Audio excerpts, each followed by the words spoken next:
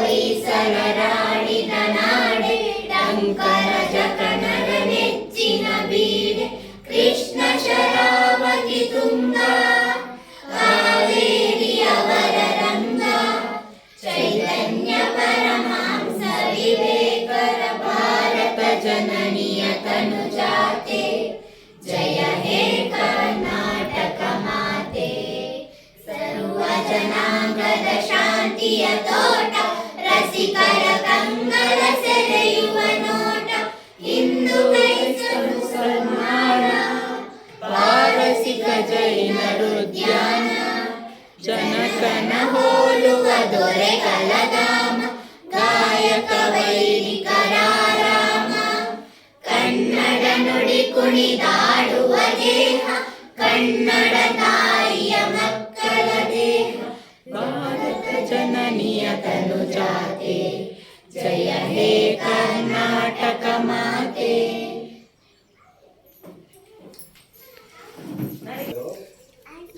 ಇಂದಿನ ಈ ಕಾರ್ಯಕ್ರಮಕ್ಕೆ ನಮ್ಮ STMC ಅಧ್ಯಕ್ಷರು ಶ್ರೀಯುತ ರವೀಂದ್ರ ಪೂಜಾರಿ ಅವರು ಬರಬೇಕಿತ್ತು. ಅವರು ಅನಿರೀಕ್ಷಿತವಾಗಿ ಬರಲಿಲ್ಲ. ಅವರ ಬದಲಿಗೆ ಅಧ್ಯಕ್ಷ ಸ್ಥಾನವನ್ನು ಉಪಾಧ್ಯಕ್ಷರಾದ ಶ್ರೀಮತಿ ತುಳಸಿ ಇವರು ವಹಿಸಿಕೊಡ್ಬೇಕಂತ ಕೇಳಿಕೊಂಡಾಗ ಬಹಳ ಖುಷಿಯಿಂದ ಒಪ್ಪಿಕೊಂಡಿದ್ದಾರೆ. ಅವರಿಗೆ ಶಾಲಾ ವತಿಯಿಂದ ಹೃತ್ಪೂರ್ವಕವಾಗಿ ಸ್ವಾಗತವನ್ನು ಬಯಸ್ತಾ ಇದ್ದೇನೆ. ಹಾಗೆ ಸುಲ್ಕೆರೆ ಗ್ರಾಮ ಪಂಚಾಯತ್ ಅಧ್ಯಕ್ಷರು ಶ್ರೀಮತಿ ಗಿರಿಜಾ ಇವರು ಬಹಳ ವೇಗವಾಗಿ ಬಂದಿದ್ದಾರೆ. ಅಂದರೆ ಅಧಿಕಾರಿಗಳು ಬರುವ ಮೊದಲೇ ಅವರು ಇಲ್ಲಿ ಹಾಜರಿದ್ದರು. ನಮ್ಮ ಎಲ್ಲ ಶಾಲೆಯ ಬೇಡಿಕೆಗಳಿಗೆ ಸದಾ ಸ್ಪಂದಿಸ್ತಾರೆ. ಅವರು ಈ ಕಾರ್ಯಕ್ರಮ ಹಾಜರಿದ್ದಾರೆ. ಅವರಿಗೂ ಶಾಲಾ ಪರವಾಗಿ ಹೃತ್ಪೂರ್ವಕವಾದ ಸ್ವಾಗತ. ಹಾಗೆ ಸುಲ್ಕೆರೆ ಗ್ರಾಮ ಪಂಚಾಯತಿನ ಗ್ರಾಮ ಅಭಿವೃದ್ಧಿ ಅಧಿಕಾರಿ ಶ್ರೀಮತಿ ಗಾಯತ್ರಿ ಮೇಡಮ್ ಇವರಿಗೂ ಸಹ ಶಾಲಾ ಪರವಾಗಿ ಹೃತ್ಪೂರ್ವಕವಾದ ಸ್ವಾಗತವನ್ನು ಬಯಸ್ತಿದ್ದೇನೆ. ಹಾಗೆ ಸುಲ್ಕೆರೆ ಗ್ರಾಮ ಪಂಚಾಯತ್ ಉಪಾಧ್ಯಕ್ಷರಾದ ಶ್ರೀಯುತ ಶುಭಕರ್ ಇವರಿಗೂ ಸಹ ಶಾಲೆಯ ವತಿಯಿಂದ ತುಂಬ ಹೃದಯದ ಸ್ವಾಗತವನ್ನು ಬಯಸ್ತಿದ್ದೇನೆ.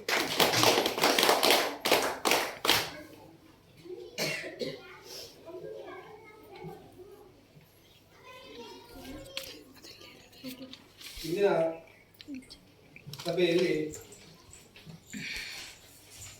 ಶಾಲಾ ಪೋಷಕ ಸಭೆಯ ಸಾಮಾಜಿಕ ಪರಿಶೋಧನೆಯ ವ್ಯವಸ್ಥಾಪನಾ ಅಧಿಕಾರಿಯಾದ ಶ್ರೀಯುತ ಹರೀಶ್ ಸರ್ ಇವರು ಮೂಡಬಿದ್ರೆ ಒಳ್ಳೆಯವರು. ಇವರು ಆಗಮಿಸಿದರೆ ಅವರಿಗೆ ಸಹ ಶಾಲಾ ವತಿಯಿಂದ ತುಂಬುವುದನ್ನು ಸ್ವಾಗತ ನೀಡಬೇಕು. ಹಾಗೆ ಗ್ರಾಮ ಪಂಚಾಯತ್ ಸದಸ್ಯರಾದ ಶ್ರೀಮತಿ ಯಶೋಧ ಮೇಡಮ್ ಇವರು ಆಗಮಿಸಿದರೆ ಅವರಿಗೆ ಸಹ ಹೃತ್ಪೂರ್ವಕವಾದ ಸ್ವಾಗತವನ್ನು ಬಯಸುತ್ತೇವೆ. ಹಾಗೆ ಗ್ರಾಮ ಸಮಿತಿಯ ಸಂಪನ್ನ ವ್ಯಕ್ತಿಗಳು ಮೂಡಬಿದ್ರೆ ವಲಯದ ಶ್ರೀಮತಿ ಸುನೀತಾ ಹಾಗೂ ಸವಿತಾ ಇವರು ಸಹ ಹೃತ್ಪೂರ್ವಕವಾದ ಸ್ವಾಗತವನ್ನು ಬಯಸುತ್ತಿದ್ದೇವೆ. ಹಾಗೆ ಎಲ್ಲ ನಮ್ಮ ಮಕ್ಕಳ ಪೋಷಕರಿಗೂ ಮಕ್ಕಳಿಗೂ ಅಡುಗೆ ಸಿಬ್ಬಂದಿಗಳಿಗೂ ನಾವು ಶಾಲೆ ವತಿಯಿಂದ ಹೃತ್ಪೂರ್ವಕವಾದ ಸ್ವಾಗತವನ್ನು ಬಯಸುತ್ತಿದ್ದೇವೆ.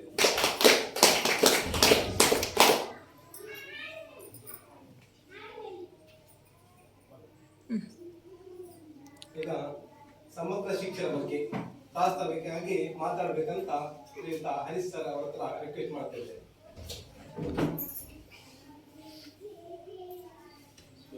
ಇವತ್ತು ಸರ್ಕಾರಿ ಕಿರಿಯ ಪ್ರಾಥಮಿಕ ಶಾಲೆ ಕುದ್ಯಾಡಿ ಇಲ್ಲಿ ನಾವು ಸಮಗ್ರ ಶಿಕ್ಷಣ ಕರ್ನಾಟಕ ಯೋಜನೆಯ ಒಂದು ಪೋಷಕರ ಸಭೆಯನ್ನು ಆಯೋಜನೆ ಮಾಡ್ಕೊಂಡಿದ್ದೇವೆ. ಸೊ 10:30ಗೆ ಪ್ರಾರಂಭ ಆಗಬೇಕಿತ್ತು, ಕಾರಣಾಂತರದಿಂದ ಅಂದರೆ ನಾನೇ ಸ್ವಲ್ಪ ಬರುವಾಗ ತಡವಾಯಿತು.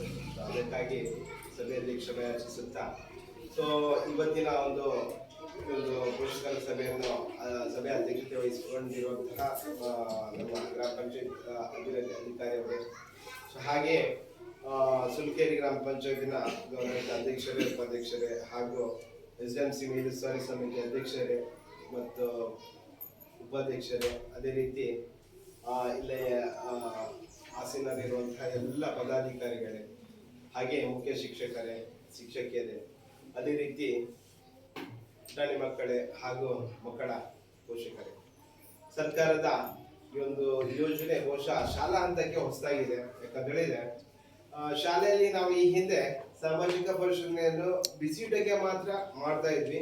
ಆದ್ರೆ ಈ ಒಂದು ಆರ್ಥಿಕ ವರ್ಷದಿಂದ ಈ ಸಮಗ್ರ ಶಿಕ್ಷಣ ಯೋಜನೆ ಅಡಿ ಸರ್ಕಾರಿ ಶಾಲೆಗಳ ಇದು ಸಾಮಾಜಿಕ ಪರಿಶೋಧನೆಯನ್ನು ನಡೆಸಬೇಕೆನ್ನೋ ಒಂದು ಆದೇಶ ಸರ್ಕಾರ ನೀಡಿರೋದ್ರಿಂದ ಪ್ರತಿಯೊಂದು ಗ್ರಾಮ ಪಂಚಾಯತ್ನಲ್ಲಿ ಏನೋ ಒಂದು 2 ಸರ್ಕಾರಿ ಶಾಲೆಗಳನ್ನು ಈ ಸಮಗ್ರ ಶಿಕ್ಷಣಕ್ಕೆ ಒಳಪಡಿಸಿ ಅದರ ಒಂದು ಸಾಮಾಜಿಕ ಪರಿಶೀಲನೆ ನಡೆಸಿ ಸರ್ಕಾರಕ್ಕೆ ವರದಿ ಕೊಡಬೇಕೆನ್ನೋ ನಿಟ್ಟಿನಲ್ಲಿ ಸರ್ಕಾರದ ಆದೇಶ ಇರೋದ್ರಿಂದ ಈ ಒಂದು ಇದರಲ್ಲಿ ಇವತ್ತು ನಾವು ಅಂತಿಮ ದಿನದಲ್ಲಿ ನಾವು ಇವತ್ತು ಈ ಪೋಷಕರ ಸಭೆಯನ್ನು ಆಯೋಜನೆ ಮಾಡ್ಕೊಂಡಿದ್ದೇವೆ. ಕಾರಣಾಂತರಗಳಿಂದ ನನಗೆ ಈ ಒಂದು ಪ್ರಕ್ರಿಯೆಯಲ್ಲಿ ಭಾಗವಹಿಸ್ಲಿಕ್ಕೆ ಆಗಿರಲಿಲ್ಲ. ವೈಯಕ್ತಿಕ ಕಾರಣದಿಂದ ನಾನು ನಿನ್ನೆ ರಜೆಯಲ್ಲಿದ್ದೆ. ಮತ್ತೆ ಮೊದಲನೇ ದಿನ ನಾನು ಉಚಿತವಾಗಿ ನಮ್ಮ ಶಾಲಾ ಮುಖ್ಯ ಶಿಕ್ಷಕರನ್ನು ದೂರವಾಣಿ ಮುಖಾಂತರ ಭೇಟಿ ಮಾಡಿಕೊಂಡು ನಾವು ಬರೋದ್ರ ಬಗ್ಗೆ ಅವರಿಗೆ ಮಾಹಿತಿ ಕೊಟ್ಟಿದ್ವಿ. ಮತ್ತೆ ಏನೆಲ್ಲ ಚಟುವಟಿಕೆಗಳನ್ನ ಮಾಡ್ತೇವೆ ಈ ಒಂದು 3 ದಿನಗಳಲ್ಲಿ, ಅಂದ್ರೆ ಯಾಕಂತ ಹೇಳಿದ್ರೆ ಅವರಿಗೂ ಹೊಸದಾಗಿರುವಂತ ಒಂದು ವಿಷಯ. ಆ ಒಂದು ನಿಟ್ಟಿನಲ್ಲಿ ಅವರಿಗೂ ತಿಳಿಸ್ಬೇಕಾಗಿರೋದು ಕೂಡ ಒಂದು ಏನು ನಮ್ದು ಕರ್ತವ್ಯ ಆಗಿರುತ್ತೆ. ಯಾಕಂತ ಹೇಳಿದ್ರೆ ನಾವು ಗ್ರಾಮ ಪಂಚಾಯತ್ ಮಟ್ಟದಲ್ಲಿ ನಿರಂತರವಾಗಿ ಒಂದು ಸಾಮಾಜಿಕ ಪರಿಶೋಧನೆಯನ್ನು ನಡೆಸ್ಕೊಂಡು ಬರ್ತಾ ಇದ್ರು ಕೂಡ ಶಾಲೆಗಳಿಗೆ ಬರುವಾಗ ಹೊಸದಾಗಿರೋದ್ರಿಂದ ಅವರಿಗೂ ಕೂಡ ಹೊಸ ವಿಷಯ ಆಗಿರೋದ್ರಿಂದ ಅವರು ಅಪ್ಡೇಟ್ ಆಗ್ಬೇಕು ಅಂತ ಹೇಳಿದ್ರೆ ಸ್ವಲ್ಪ ಮಾಹಿತಿ ಬೇಕಿರುತ್ತೆ. ಆ ನಿಟ್ಟಿನಲ್ಲಿ ನಾನು ಈಗಾಗಲೇ ಅವ್ರನ್ನ ಭೇಟಿ ಮಾಡ್ಕೊಂಡು ಯಾವುದೇ ಮಾಹಿತಿ ಬೇಕಿದ್ರು ಕೂಡ ಕರೆ ಮಾಡ್ಕೋಬಹುದು ಅಂತ ಹೇಳಿದ್ದೆ. ಇಲ್ಲಿ ಈ ಸಮಗ್ರ ಶಿಕ್ಷಣ ಯೋಜನೆಗೆ ಸಂಬಂಧಪಟ್ಟ ಹಾಗೆ ಏನು ಅದು ಸಮಗ್ರ ಶಿಕ್ಷಣ ಯೋಜನೆ ಅಂದ್ರೆ ಯಾವ ರೀತಿ ಇದು ಕಾರ್ಯಾಚರಣೆ ಆಗ್ತಾ ಇದೆ ಮತ್ತು ಇದರಲ್ಲಿ ಬರತಕ್ಕಂತಹ ವಿಚಾರಗಳು ಏನು ಅನ್ನೋದ್ರ ಬಗ್ಗೆ ಸ್ವಲ್ಪ ಮಾಹಿತಿ ತಿಳ್ಕೊಳ್ಳೋಣ. ಈ ಹಿಂದೆ ಈ ಸಮಗ್ರ ಶಿಕ್ಷಣ ಯೋಜನೆ ಅಂತ ಹೇಳಿದ್ರೆ ಇದು ಬೇರೆ ಬೇರೆ ಹೆಸರುಗಳಿಂದ ಕರೆಯಲ್ಪಡ್ತಾ ಇತ್ತು. ಅಂದ್ರೆ ಸರ್ವ ಶಿಕ್ಷಾ ಅಭಿಯಾನ ಮತ್ತು ರಾಷ್ಟ್ರೀಯ ಮಾಧ್ಯಮಿಕ ಶಿಕ್ಷಾ ಅಭಿಯಾನ ಮತ್ತೆ ಶಿಕ್ಷಕರ ಶಿಕ್ಷಣ, ಎಲ್ಲ ಹೆಸರುಗಳಿಂದ ಅದು ಕರೆಯಲ್ಪಡ್ತಾ ಇದ್ರು ಕೂಡ 2018 ನಂತರ ಇದಕ್ಕೆ ಒಂದು ಸಮಗ್ರವಾದ ರೂಪವನ್ನು ಕೊಟ್ಟು ಸಮಗ್ರ ಶಿಕ್ಷಣ ಕರ್ನಾಟಕ ಯೋಜನೆ ಅಂತ ಅದನ್ನು ಜಾರಿಗೆ ತಂದರು. ನಮ್ಮ ರಾಜ್ಯಕ್ಕೆ ಬರುವಾಗ ಸಮಗ್ರ ಶಿಕ್ಷಣ ಯೋಜನೆ ಕರ್ನಾಟಕ ಅಂತ ಅದನ್ನು ಕರೆಯಲ್ಪಡ್ತಾ ಇದ್ದೀವಿ. ಇಲ್ಲಿ ಏನು ಈ LKG ಇಂದ ಹಿಡಿದು 12ನೇ ತರಗತಿವರೆಗೆ ಓದ್ತಕ್ಕಂತಹ ಮಕ್ಕಳು ಏನಿದ್ದಾರೆ, ಆ ಮಕ್ಕಳು ಈ ಒಂದು ಯೋಜನೆ ಫಲಾನುಭವಿಗಳು. ಇವರಿಗೆ ಈ ಮಕ್ಕಳಿಗೆ ಹಂತ ಹಂತವಾಗಿ ಯಾವ ರೀತಿಯ ಶಿಕ್ಷಣವನ್ನು ಕೊಡಬೇಕು, ಅದು ಪ್ರೀ ಸ್ಕೂಲ್ ಇಂದ ಹಿಡಿದು ಪ್ರಾಥಮಿಕ ಅಂತ ಇರ್ಬೋದು, ಅಥವಾ ಪ್ರೌಢ ಶಿಕ್ಷಣ ಅಂತ ಇರ್ಬೋದು, ಸೊ ಅಥವಾ ಪದವಿ ಪೂರ್ವ ಶಿಕ್ಷಣ ಅಂತ ಇರ್ಬೋದು. ಸೊ ಈ ಹಂತಗಳಲ್ಲಿ ಮಕ್ಕಳಿಗೆ ಗುಣಮಟ್ಟದ ಶಿಕ್ಷಣವನ್ನು ಕೊಡಬೇಕು. ಅದರ ಜೊತೆಗೆ ಆ ಮಕ್ಕಳಲ್ಲಿ ಆ ಕಲಿತಕ್ಕಂತಹ ಏನು ಕಲಿಕೆ ಇದೆ, ಸೊ ಅದಕ್ಕೆ ಹೊಸ ಸ್ಪರ್ಶವನ್ನು ಕೊಟ್ಟು ಆ ಮೂಲಕ ಮಕ್ಕಳು ಕಲಿತಕ್ಕಂಥ ಶಿಕ್ಷಣ ಸಂಸ್ಥೆಗಳಿಗೆ ಕೂಡ ಒಂದು ಹೆಸರು ತರುವಂತ ನಿಟ್ಟಿನಲ್ಲಿ ಅದನ್ನು ರೂಪುಗೊಳಿಸಿದ್ದಾರೆ. ಸೊ ಅದಲ್ಲದೆ ಈ ಶಾಲೆಯಲ್ಲಿ ಮಕ್ಕಳು ಎಲ್ಲರೂ ಯಾವುದೇ ರೀತಿ ಜಾತಿ ತಾರತಮ್ಯ ಲಿಂಗ ಭೇದವಿಲ್ಲದೆ ಮಕ್ಕಳು ಎಲ್ಲರೂ ಸೇರಿಕೊಂಡು ಈ ಒಂದು ಶಿಕ್ಷಣವನ್ನು ಪಡೆಯುವಂತ ಆಗ್ಬೇಕು. ಸೊ ಆ ಮೂಲಕ ಅವರಲ್ಲಿ ಆ ಮಕ್ಕಳಲ್ಲಿ ಅವರು ಮುಂದೆ 12ನೇ ತರಗತಿ ಏನೋ ಪರೀಕ್ಷೆ ಬರೆದು ಪಾಸಾಗಿ ಹೊರಗೆ ಬರ್ತಾರೆ. ಆ ಬರ್ತಕ್ಕಂಥ ಸನ್ನಿವೇಶದಲ್ಲಿ ಮಕ್ಕಳು ಖಾಸಗಿ ಶಾಲೆಯಲ್ಲಿ ಓದತಕ್ಕಂತಹ ಮಕ್ಕಳಿಗೆ ಸರಿಸಮಾನರಾಗಿ ನಿಲ್ಬೇಕು. ಯಾವುದೇ ರೀತಿಯಲ್ಲಿ ಅವರು ನಮ್ಮ ಸರ್ಕಾರಿ ಶಾಲೆಯಲ್ಲಿ ಕಲಿತಂತಹ ಮಕ್ಕಳು ಯಾವುದೇ ರೀತಿಯಲ್ಲಿ ಹಿಂದುಳಿಬಾರದು. ಸೊ ಅದಕ್ಕೆ ಬೇಕಾದಂತಹ ಒಂದು ಶಿಕ್ಷಣದ ಗುಣಮಟ್ಟವನ್ನು ಯಾವ ರೀತಿ ಮಕ್ಕಳಿಗೆ ಕೊಡಬೇಕು, ಸೊ ಇದೆಲ್ಲವನ್ನು ಪೂರೈಸುವಂತ ಒಂದು ಪ್ರಕ್ರಿಯೆ ಈ ಒಂದು ಸಮಗ್ರ ಶಿಕ್ಷಣದ ಯೋಜನೆ ಅಡಿಯಲ್ಲಿ ಅಳವಡಿಸಿಕೊಂಡು ಮಕ್ಕಳಿಗೆ ಆ ಗುಣಮಟ್ಟದ ಶಿಕ್ಷಣವನ್ನು ಕೊಡಬೇಕು ಎನ್ನುವುದು ಕೂಡ ಮುಖ್ಯ ಉದ್ದೇಶ ಹೊಂದಿರುವಂಥದ್ದು. ಇದು ನಿರಂತರವಾಗಿ ಒಂದು ಚಟುವಟಿಕೆ ಶಾಲಾ ಹಂತದಲ್ಲಿ ನಡೀತಾ ಇರುತ್ತೆ. ಸೊ ಇಲ್ಲಿ ಮಕ್ಕಳು, ಪೋಷಕರು ಮತ್ತು ಶಿಕ್ಷಕರು ಈ ಮೂವರ ಒಂದು ಬಾಂಧವ್ಯ ಯಾವ ರೀತಿ ಇರಬೇಕು, ಸೊ ಆ ಬಾಂಧವ್ಯದಲ್ಲಿ ಒಳ್ಳೆಯ ವಾತಾವರಣ ಕಂಡು ಬಂದ್ರೆ ಅದು ಮತ್ತೆ ನಮಗೆ ಅದರ ಒಂದು ಫಲಿತಾಂಶ ಸಿಗೋದು ಯಾವ ತರ ಅಂತ ಹೇಳಿದ್ರೆ ಅದು ನಮ್ಮ ಮಕ್ಕಳ ವಿದ್ಯಾಭ್ಯಾಸದಲ್ಲಿ ಆ ಒಂದು ಫಲಿತಾಂಶ ನಮಗೆ ಸಿಗುತ್ತೆ. ಸೊ ಆ ಒಂದು ನಿಟ್ಟಿನಲ್ಲಿ ಮಕ್ಕಳನ್ನು ಕೂಡ ಪ್ರತಿಯೊಂದು ಹಂತದಲ್ಲಿ ಅವರಿಗೆ ಪಠ್ಯೇತರ ಚಟುವಟಿಕೆಗಳಿರ್ಬೋದು, ಪಠ್ಯೇತರ ಚಟುವಟಿಕೆಗಳಿರ್ಬೋದು, ಸೊ ಅವರಲ್ಲಿ ಇರತಕ್ಕಂತಹ ವಿಶೇಷವಾದ ಆಸಕ್ತಿ ಅಥವಾ ಒಂದು ಏನು ಅವರ ವೃತ್ತಿ ಶಿಕ್ಷಣ ಅಂದ್ರೆ ಅವರಲ್ಲಿ ವಿಶೇಷವಾದಂತಹ ಒಂದು ಅಭಿರುಚಿಯನ್ನು ಮಕ್ಕಳು ಹೊಂದ್ಕೊಂಡಿದ್ರೆ, ಅವರಲ್ಲಿ ಗೋಚರಿಸಿದ್ರೆ, ಅದಕ್ಕೆ ಆ ಮಕ್ಕಳ ವಿಶೇಷ ಆಸಕ್ತಿಗೆ ಯಾವ ರೀತಿಯಲ್ಲಿ ಶಾಲಾ ಹಂತದಲ್ಲಿ ಶಿಕ್ಷಕರು ಆ ಮಕ್ಕಳಿಗೆ ಉತ್ತೇಜನ ಕೊಡಬಹುದು ಅನ್ನೋದ್ರ ಬಗ್ಗೆ ತೀರ್ಮಾನ ತಗೊಳ್ಳಿಕ್ಕೆ ಶಿಕ್ಷಕರಿಗೂ ಕೂಡ ಬಹಳ ಅನುಕೂಲ. ಆ ಒಂದು ನಿಟ್ಟಿನಲ್ಲಿ ಈ ಒಂದು ಶಿಕ್ಷಣವನ್ನು ರೂಪಿಸಿಕೊಂಡಿದ್ದಾರೆ. ಸೊ ಇದು ತಳಮಟ್ಟದಲ್ಲಿ ಯಾವ ರೀತಿ ಕಾರ್ಯಾಚರಣೆ ನಿರ್ವಹಿಸ್ತಿದೆ ಅಂದ್ರೆ ಮಕ್ಕಳಿಗೆ ಸಿಗ್ತಕ್ಕಂತಹ ಪಠ್ಯ ಪುಸ್ತಕಗಳಿರ್ಬೋದು, ಅವರಿಗೆ ಸಿಗ್ತಕ್ಕಂತಹ ಶೂ ಸಾಕ್ಸ್ ಇರ್ಬೋದು, ಮತ್ತೆ ಅವರಿಗೆ ಸಿಗ್ತಕ್ಕಂತಹ ಸಮವಸ್ತ್ರ ಇರ್ಬೋದು. ಸೊ ಇವೆಲ್ಲವೂ ಅವರಿಗೆ ಸಿಗ್ತಾ ಇದೆಯಾ, ಅಥವಾ ಆ ಮಕ್ಕಳು ಬೆಳಿಗ್ಗೆ ಬಂದ ಕೂಡಲೇ ಮಕ್ಕಳಿಗೆ ಕೊಡ್ತಕ್ಕಂತಹ ಒಂದು ಹಾಲು ಮತ್ತೆ ಮಧ್ಯಾಹ್ನ ಬಿಸಿ ಊಟ, ಸೊ ಇವೆಲ್ಲವನ್ನು ಅವರು ಸೇವಿಸ್ತಾ ಇದ್ದಾರ. ಸೊ ಸೇವಿಸ್ಕೊಂಡು ಆ ಒಂದು ಅಂಶ ಮಕ್ಕಳ ಒಂದು ಜ್ಞಾನಗಳಿಗೆ ಎಷ್ಟರ ಮಟ್ಟಿಗೆ ಕೊಡುಗೆಯನ್ನು ಕೊಡ್ತಾ ಇದ್ದಾರೆ. ಸೊ ಇವೆಲ್ಲವನ್ನು ಬಹಳ ಹತ್ತಿರದಿಂದ ನೋಡಿಕೊಂಡು ಸೊ ಅದನ್ನು ಸರ್ಕಾರಕ್ಕೆ ವರದಿ ಮಾಡುವಂತಹ ಪ್ರಕ್ರಿಯೆ ಈ 3 ದಿನಗಳಲ್ಲಿ ಆಗುತ್ತೆ. ಅಂದ್ರೆ ಸಾಮಾಜಿಕವಾಗಿ ನಾವು ಯಾವುದೇ ಒಂದು ವರದಿಯನ್ನು ಮಾಡ್ಕೋಬೇಕು ಅಂತ ಇದ್ರೂ ಕೂಡ ಅಲ್ಲಿ ಒಂದು ವಿಶೇಷತೆ ಇರುತ್ತೆ. ಯಾಕಂದ್ರೆ ನಮಗೆ ನಾವು ಇಲ್ಲೇ 4 ಗೋಡೆಗಳ ಮಧ್ಯೆ ಕೂತ್ಕೊಂಡು ನಾವು ವರದಿಯನ್ನು ತಯಾರು ಮಾಡ್ಲಿಕ್ಕೆ ಆಗಲ್ಲ. ಸೊ ಅಲ್ಲಿ ನಾವು ಯಾವುದೇ ಒಂದು ವರದಿ ಕೊಟ್ರೆ ಕೂಡ ಅದು ಪರಿಪೂರ್ಣವಾದ ವರದಿ ಆಗಲ್ಲ. ಸೊ ಅದಕ್ಕೆ ನಾವು ನಿಮ್ಮಲ್ಲಿ ಒಬ್ಬರಾಗಿ ತಳಮಟ್ಟದಿಂದ ಸಾಮಾಜಿಕವಾಗಿ ನಾವು ನಮ್ಮನ್ನು ತೊಡಗಿಸಿಕೊಂಡು ನಿಮ್ಮಲ್ಲಿ ಒಬ್ಬರಾಗಿ ನಮಗೆ ಬೇಕಾದಂತಹ ವಿಚಾರಗಳನ್ನು ಅಥವಾ ಸರ್ಕಾರ ಈ ಒಂದು ಪ್ರಕ್ರಿಯೆಗೆ ಸಂಬಂಧಪಟ್ಟ ಹಾಗೆ ತುಂಬಾನೇ ಒಂದು ಕೆಲಸ ಕಾರ್ಯಗಳನ್ನು ಮಾಡಿದೆ. ಅದು ತೆರೆಮರೆಯ ಹಿಂದಿನ ಒಂದು ಕೆಲಸ. ಒಟ್ಟು 138 ಪ್ರಶ್ನಾವಳಿಗಳನ್ನು ಈ ಒಂದು ಸಾಮಾಜಿಕ ಪರಿಶೋಧನೆಗೆ ತಯಾರು ಮಾಡ್ಕೊಂಡಿದೆ.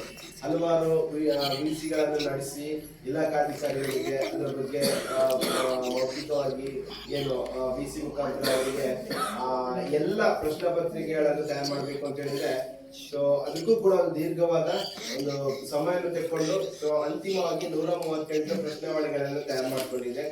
ಅದು ಸಂಬಂಧಪಟ್ಟ ಮಕ್ಕಳಿಗೆ, ಸಂಬಂಧಪಟ್ಟ ಶಿಕ್ಷಕರಿಗೆ ಮತ್ತು ಮಕ್ಕಳ ಪೋಷಕರಿಗೆ ಇವೆಲ್ಲವನ್ನು ನಾವು ಸಂಬಂಧಪಟ್ಟವರಿಗೆ ಕೇಳಿ ಅವರಿಂದ ಯಾವ ವರದಿಗಳು ಏನ್ ಬರ್ತವೆ ಅದನ್ನು ದಾಖಲಿಸಿಕೊಂಡು ಅದನ್ನು ನಾವು ವರದಿ ಮಾಡಿಕೊಂಡು ಅಂತಿಮ ದಿನ ಅಂದ್ರೆ ಪೋಷಕರನ್ನು ಕರೆದು ಸೊ ಈ ತರ ವರದಿ ಇದೆ, ಸೊ ಅದು ಮಂಡನೆ ಆಗುವವರೆಗೆ ಕರಡು ವರದಿ ಪ್ರತಿಯಾಗಿರುತ್ತೆ. ಆ ವರದಿ ಬಗ್ಗೆ ಚರ್ಚೆಗೆ ನಿಮ್ಗೆ ಮುಕ್ತ ಅವಕಾಶ ಕಲ್ಪಿಸಿಕೊಟ್ಟು ಅಂತಿಮವಾಗಿ ಆ ವರದಿಯನ್ನು ದೃಢೀಕರಣ ಮಾಡಿಕೊಂಡು ಅಥವಾ ನಿಮ್ಮ ಅನುಮೋದನೆ ಪಡ್ಕೊಂಡು ಸೊ ಮುಂದಿನ ಹಂತಕ್ಕೆ ಅದನ್ನು ಕಳಿಸಿಕೊಡುವಂತಹ ಪ್ರಯತ್ನ ಈ ಒಂದು ಸಾಮಾಜಿಕ ಪರಿಷತ್ತಿನ ಸಂದರ್ಭದಲ್ಲಿ ಆಗುವಂತದ್ದು. ಸೊ ಆ ಒಂದು ನಿಟ್ಟಿನಲ್ಲಿ ಇವತ್ತು ಸಾಮಾಜಿಕ ಪರಿಷತ್ತರ ಅಂದ್ರೆ ಪೋಷಕರ ಸಭೆಯನ್ನು ಆಯೋಜನೆ ಮಾಡಿರುವಂತದ್ದು. ಹಾಗೆ ಇಲ್ಲಿ ಬಹುಶಃ ಇವಾಗ ಈ ಮಕ್ಕಳು ಎಲ್ಲ ಪ್ರಾಥಮಿಕ ಹಂತದಲ್ಲಿ ಇದ್ದಾರೆ. ಸೊ ಇವರಿಗೆ ಇದು ಅಷ್ಟಾಗಿ ಬಹಳಷ್ಟು ಪರಿಣಾಮ ಬೀರಲ್ಲ. ಯಾಕಂತೇಳಿದ್ರೆ ಅಂದ್ರೆ ಪರಿಣಾಮ ಬೀರಲ್ಲ ಅಂತ ಹೇಳಕ್ ಆಗಲ್ಲ, ಆದ್ರೆ ಅವ್ರು ಪಡ್ಕೊಳ್ಳುವಂತಹ ಶಿಕ್ಷಣ ಬಹಳಷ್ಟು ಮುಖ್ಯ ಆಗಿರುತ್ತೆ. ಸೊ ಇವರು ಒಂದ್ಸಾರಿ ಪ್ರಾಥಮಿಕ ಶಿಕ್ಷಣವನ್ನು ಪೂರೈಸಿಕೊಂಡು ಮತ್ತೆ ಪ್ರೌಢ ಶಿಕ್ಷಣಕ್ಕೆ ಬಂದಾಗ ಸೊ ನಿಮ್ಗೆಲ್ಲ ಗೊತ್ತಿದೆ, ಮಕ್ಕಳಲ್ಲಿ ನಿರಂತರ ಬದಲಾವಣೆಗಳು ಆಗ್ತಾನೆ ಇರುತ್ತೆ. ಆ ಬದಲಾದ ವಿಚಾರಗಳನ್ನು ಮೊದಲಾಗಿ ಗುರುತಿಸುವವರು ಮಕ್ಕಳ ಪೋಷಕರು. ಸೊ ಯಾವ್ದೋ ನಮ್ಮ ಮಗುವಿಗೆ ಏನೋ ಒಂದು ಚಿತ್ರಕಲೆಯಲ್ಲಿ ಅಥವಾ ಬೇರೆ ಯಾವುದೋ ಒಂದು ವಿಚಾರಗಳಲ್ಲಿ ಆ ಮಕ್ಕಳಿಗೆ ಆಸಕ್ತಿ ಹುಟ್ಕೊಂಡಾಗ ಅದನ್ನು ಮುಖ್ಯವಾಗಿ ಮಕ್ಕಳ ಪೋಷಕರು ಅದನ್ನು ಗಮನಿಸ್ತಾರೆ. ಸೊ ಆ ಮಕ್ಕಳ ಪೋಷಕರು ಅದನ್ನು ಗಮನಿಸಿಕೊಂಡ ನಂತರ ಸೊ ಅದನ್ನು ಅಲ್ಲಿಗೆ ನೀವು ಬಿಡಬಾರ್ದು. ಸೊ ಅದನ್ನು ಮುಂದೆ ನಿಮ್ಮ ಶಾಲೆಯಲ್ಲಿ ಶಿಕ್ಷಕರ ಸಂಬಂಧಪಟ್ಟ ಶಿಕ್ಷಕರು ಇರ್ಬೋದು, ಯಾರಿಗಾದ್ರು ಸೊ ಆ ಒಂದು ವಿಚಾರದ ಬಗ್ಗೆ ನನ್ನ ಮಗುವಿಗೆ ಈ ಒಂದು ವಿಚಾರದಲ್ಲಿ ಆಸಕ್ತಿ ಇದೆ ಅನ್ನೋ ಒಂದು ಮಾಹಿತಿಯನ್ನು ಕೊಟ್ಟಾಗ ಸೊ ಮತ್ತೆ ಶಾಲಾ ಹಂತದಲ್ಲಿ ಶಿಕ್ಷಕರು ಕೂಡ ಅದನ್ನು ಬಹಳಷ್ಟು ಹತ್ತಿರದಿಂದ ಗಮನಿಸ್ತಾರೆ. ಸೊ ಮುಂದೆ ಆ ಮಗುವಿಗೆ ಯಾವ ತರ ಶಾಲೆಯಲ್ಲಿ ಶಿಕ್ಷಣದ ಜೊತೆಗೆ ಯಾವ ತರ ಅವರ ಒಂದು ವಿಶೇಷ ಆಸಕ್ತಿಗೆ ಉತ್ತೇಜನ ಕೊಡ್ಬೇಕು ಎನ್ನುವ ನಿಟ್ಟಿನಲ್ಲಿ ಸರ್ಕಾರ ನಮ್ಮ ಶಿಕ್ಷಕರು ಒಂದು ತೀರ್ಮಾನಕ್ಕೆ ಬರ್ತಾರೆ. ಆವಾಗ ಏನಾಗುತ್ತೆ, ಸೊ ಅವರು ಆ ಮಗುವನ್ನು ನಿರ್ವಹಿಸಿ ಆ ಮಗುವಿಗೆ ಅವಳ ಒಂದು ಏನು ವಿಶೇಷ ಆಸಕ್ತಿಗೆ ನಾವೊಂದು ಒಳ್ಳೆ ಉತ್ತೇಜನ ಕೊಟ್ಟಾಗ ಆ ಮಗು ಮತ್ತೆ ಮುಂದೆ ಮುಂದುವರಿದ್ರಲ್ಲಿ ಅದೇ ರೀತಿಯ ಸಂಶಯವಿಲ್ಲ. ಸೊ ಆದ್ರಿಂದ ಸೊ ಈ ಒಂದು ವಿಚಾರದಲ್ಲಿ ಮಕ್ಕಳ ಪೋಷಕರು, ಶಿಕ್ಷಕರು ಸೊ ಇವರು ಮೂವರ ಒಂದು ಅವಿನಾವ ಬಂಧ ಸೊ ಗಟ್ಟಿಯಾಗಿದ್ರೆ ಅದು ಆ ಮಕ್ಕಳ ಒಂದು ವೃತ್ತಿ ಜೀವನಕ್ಕೆ ಮುಂದೆ ಅದು ಬಹಳಷ್ಟು ಸಹಕಾರಿ ಆಗುತ್ತೆ. ಸೊ ಅದೇ ರೀತಿ ಇವಾಗ ಸರ್ಕಾರಿ ಶಾಲೆಯಲ್ಲಿ ಇವಾಗ ಮಕ್ಕಳ ಸಂಖ್ಯೆ ನೀವು ನೋಡ್ತಾ ಇರ್ಬೋದು, ಈ ಗ್ರಾಮೀಣ ಭಾಗದಲ್ಲಿ ಮಕ್ಕಳ ಸಂಖ್ಯೆ ಕಡಿಮೆ ಆಗ್ತಾ ಬರ್ತಾ ಇದೆ. ಸೊ ನಮಗೆ ಈ ಇಂಗ್ಲಿಷ್ ವ್ಯಾಮೋಹ ಅಂದ್ರೆ ಖಾಸಗಿ ಶಾಲೆಗಳ ವ್ಯಾಮೋಹ ಜಾಸ್ತಿ ಆಗ್ತಾ ಇದೆ. ಇಲ್ಲಿ ಮಕ್ಕಳ ಪೋಷಕರು ಗಮನಿಸಬೇಕಾದ ಒಂದು ವಿಚಾರ ಇದೆ. ಯಾಕಂದ್ರೆ ನೋಡಿ, ಇಲ್ಲಿ ಸರ್ಕಾರಿ ಶಾಲೆಯಲ್ಲಿ ಯಾರೆಲ್ಲ ಶಿಕ್ಷಕರಿದ್ದಾರೋ ಸೊ ಅವರು ಈ ಶಿಕ್ಷಣಕ್ಕಾಗಿ ತರಬೇತಿಯನ್ನು ಪಡ್ಕೊಂಡಂತಹ ಶಿಕ್ಷಕರು, ನುರಿತ ಶಿಕ್ಷಕರು. ಸೊ ಅವರಿಗೆ ಒಂದು ಮಗುವನ್ನು ನೋಡಿದ ಕೂಡಲೇ ಸೊ ಆ ಮಗುವಿಗೆ ಯಾವ್ದ್ರಲ್ಲಿ ಹಿಂದೆ ಇದ್ದಾನೆ, ಸೊ ಅವನಿಗೆ ಎಷ್ಟರ ಮಟ್ಟಿಗೆ ನಾವು ಮತ್ತೆ ಅವನಿಗೆ ಒಂದು ಏನು ಪುನರ್ಮನನ ಮಾಡುವಂತ ತರಗತಿ ಇರ್ಬೋದು, ಯಾವ ರೀತಿಯ ಒಂದು ಶಿಕ್ಷಣವನ್ನು ಕೊಡ್ಬೇಕು ಅನ್ನೋದು ಅವರಿಗೆ ಒಂದು ತೀರ್ಮಾನಕ್ಕೆ ಬರ್ಲಿಕ್ಕೆ ಸಾಧ್ಯತೆ ಇರುತ್ತೆ. ಸೊ ಆದ್ರೆ ನಮ್ಮ ಮಕ್ಕಳಿಗೆ ಸರ್ಕಾರಿ ಶಾಲೆಯಲ್ಲಿ ನಿಜವಾಗ್ಲೂ ನೀವು ನೋಡ್ಬೇಕು ಅಂತ ಹೇಳಿದ್ರೆ ಗುಣಮಟ್ಟದ ಶಿಕ್ಷಣ ಸಿಗ್ತಾ ಇದೆ.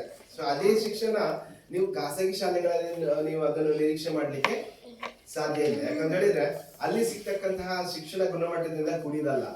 ಸೊ ಅಲ್ಲಿ ಯಾವ ತರ ಒಂದು ಬೇರೆನೆ ಸನ್ನಿವೇಶ ಇದೆ ಅಂತ ಹೇಳಿದ್ರೆ, ಖಾಸಗಿ ಶಾಲೆಗಳಲ್ಲಿ ನೀವು ನೋಡ್ಬೋದು ಶಿಕ್ಷಕರಲ್ಲಿ ಯಾವ ರೀತಿ ಆಯ್ಕೆ ಮಾಡ್ಕೊಳ್ತಾರೆ, ಅದಕ್ಕೆ ಒಂದು ಮಾನದಂಡ ಇದೆ.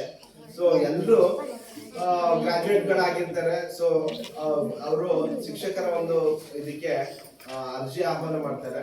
ಸೊ ಅಲ್ಲಿ ಯಾರು ಕನಿಷ್ಠ ಸಂಬಳಕ್ಕೆ ಕೆಲಸ ಮಾಡ್ಲಿಕ್ಕೆ ರೆಡಿ ಇರ್ತಾರೆ ಸೊ ಅವರನ್ನ ಆಯ್ಕೆ ಮಾಡಿಕೊಂಡು ಸೊ ಅವರು ಶಿಕ್ಷಕರಾಗಿ ಕೆಲಸ ನಿರ್ವಹಿಸಲಿಕ್ಕೆ ಅವಕಾಶ ಕಲ್ಪಿಸ್ಕೊಡ್ತಾರೆ. ಸೊ ಮೂಲ ಈ ವಿಚಾರ ಏನು ಅಂತ ಹೇಳಿದ್ರೆ, ಅವರು ಅಲ್ಲಿ ಏನು ಶಿಕ್ಷಣ ಕೊಡ್ಬೇಕು ಅಂತ ಹೇಳಿದ್ರೆ ಅದಕ್ಕೆ ಮೂಲವಾದ ಶಿಕ್ಷಣವನ್ನೇ ಅವ್ರು ಪಡ್ಕೊಂಡಿರಲ್ಲ.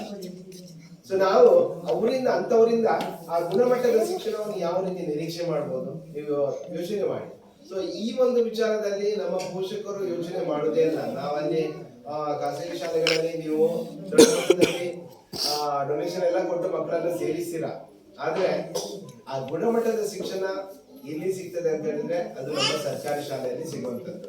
ಸೊ ಇದರ ಬಗ್ಗೆ ನಾವು ಯೋಚನೆ ಮಾಡಿದಾಗ ನಿಜಕ್ಕೂ ಈ ಸರ್ಕಾರಿ ಶಾಲೆಯಲ್ಲಿ ಓದ್ತಕ್ಕಂತಹ ಮಕ್ಕಳು ಬಹಳ ಒಂದು ಎಲ್ಲ ರೀತಿಯಲ್ಲಿ ಕೂಡ ಅವರು ಒಂದು ಒಳ್ಳೆಯ ಶಿಕ್ಷಣವನ್ನೇ ಪಡಿತಾ ಇದ್ದಾರೆ. ಸೊ ನಮಗೆ ಆ ಮಕ್ಕಳ ಅಥವಾ ಸರ್ಕಾರಿ ಶಾಲೆಗಳ ಬಗ್ಗೆ ಯಾವುದೇ ರೀತಿಯ ಕೀಳರಿಮೆ ಇರಬಾರ್ದು. ಇದ್ದಾಗ ಮಾತ್ರ ಅಲ್ಲಿ ಮತ್ತೆ ಮುಂದೆ ಅದು ಬೇರೆನೇ ಒಂದು ತಿರುವು ಪಡ್ಕೊಳ್ಳುತ್ತೆ, ಮತ್ತೆ ಅಲ್ಲಿ ಬೇರೆ ಬೇರೆ ರೀತಿಯ ಒಂದು ಸಮಸ್ಯೆಗಳು ಪ್ರಾರಂಭ ಆಗುತ್ತೆ. ಸೊ ನಮ್ಗೆ ಏನಂತ ಹೇಳಿದ್ರೆ ಈ ಸರ್ಕಾರಿ ಶಾಲೆಗಳು ಒಂದು ಕೆಲವೊಂದ್ ಕಡೆ ನಾವು ನೋಡಿದಾಗ, ಈಗ ಮೂಡಬಿದ್ರೆ ತಾಲೂಕು ಇರ್ಬೋದು ಅಥವಾ ಬೆಳ್ತಂಗಡಿ ತಾಲೂಕು ಇರ್ಬೋದು, ಸೊ ಎರಡು ತಾಲೂಕುಗಳಲ್ಲಿ ಆಲ್ಮೋಸ್ಟ್ ನಾವು ಎಲ್ಲವನ್ನು ಫಿನಿಶ್ ಅಂದ್ರೆ ಕೊನೆಯದಾಗಿ ಇನ್ನೊಂದು ನಾರಾವಿ ಗ್ರಾಮ ಪಂಚಾಯತ್ ಇದೆ.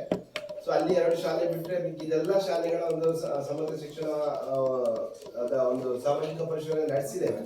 ಸೊ ಬೇರೆ ಬೇರೆ ರೀತಿಯ ಒಂದು ಸನ್ನಿವೇಶಗಳು ನಮ್ಮ ಗಮನಕ್ಕೆ ಬಂದಿದೆ. ಸೊ ಕೆಲವೊಂದು ಕಡೆ ಏನಾಗಿದೆ ಅಂತ ಹೇಳಿದ್ರೆ, ಸರ್ಕಾರಿ ಶಾಲೆಗಳಲ್ಲಿ ನೋಡಿದಾಗ ಒಂದು ಒಳ್ಳೆ ಸುಸಜ್ಜಿತವಾದಂತಹ ಕಟ್ಟಡಗಳು ಇವೆ, ಆದ್ರೆ ಅಲ್ಲಿ ಬರ್ತಕ್ಕಂತಹ ಅಥವಾ ದಾಖಲಾಗ್ತಕ್ಕಂತಹ ಮಕ್ಕಳ ಸಂಖ್ಯೆ ದಿನದಿಂದ ದಿನಕ್ಕೆ ಕಡಿಮೆ ಆಗ್ತಾ ಇದೆ.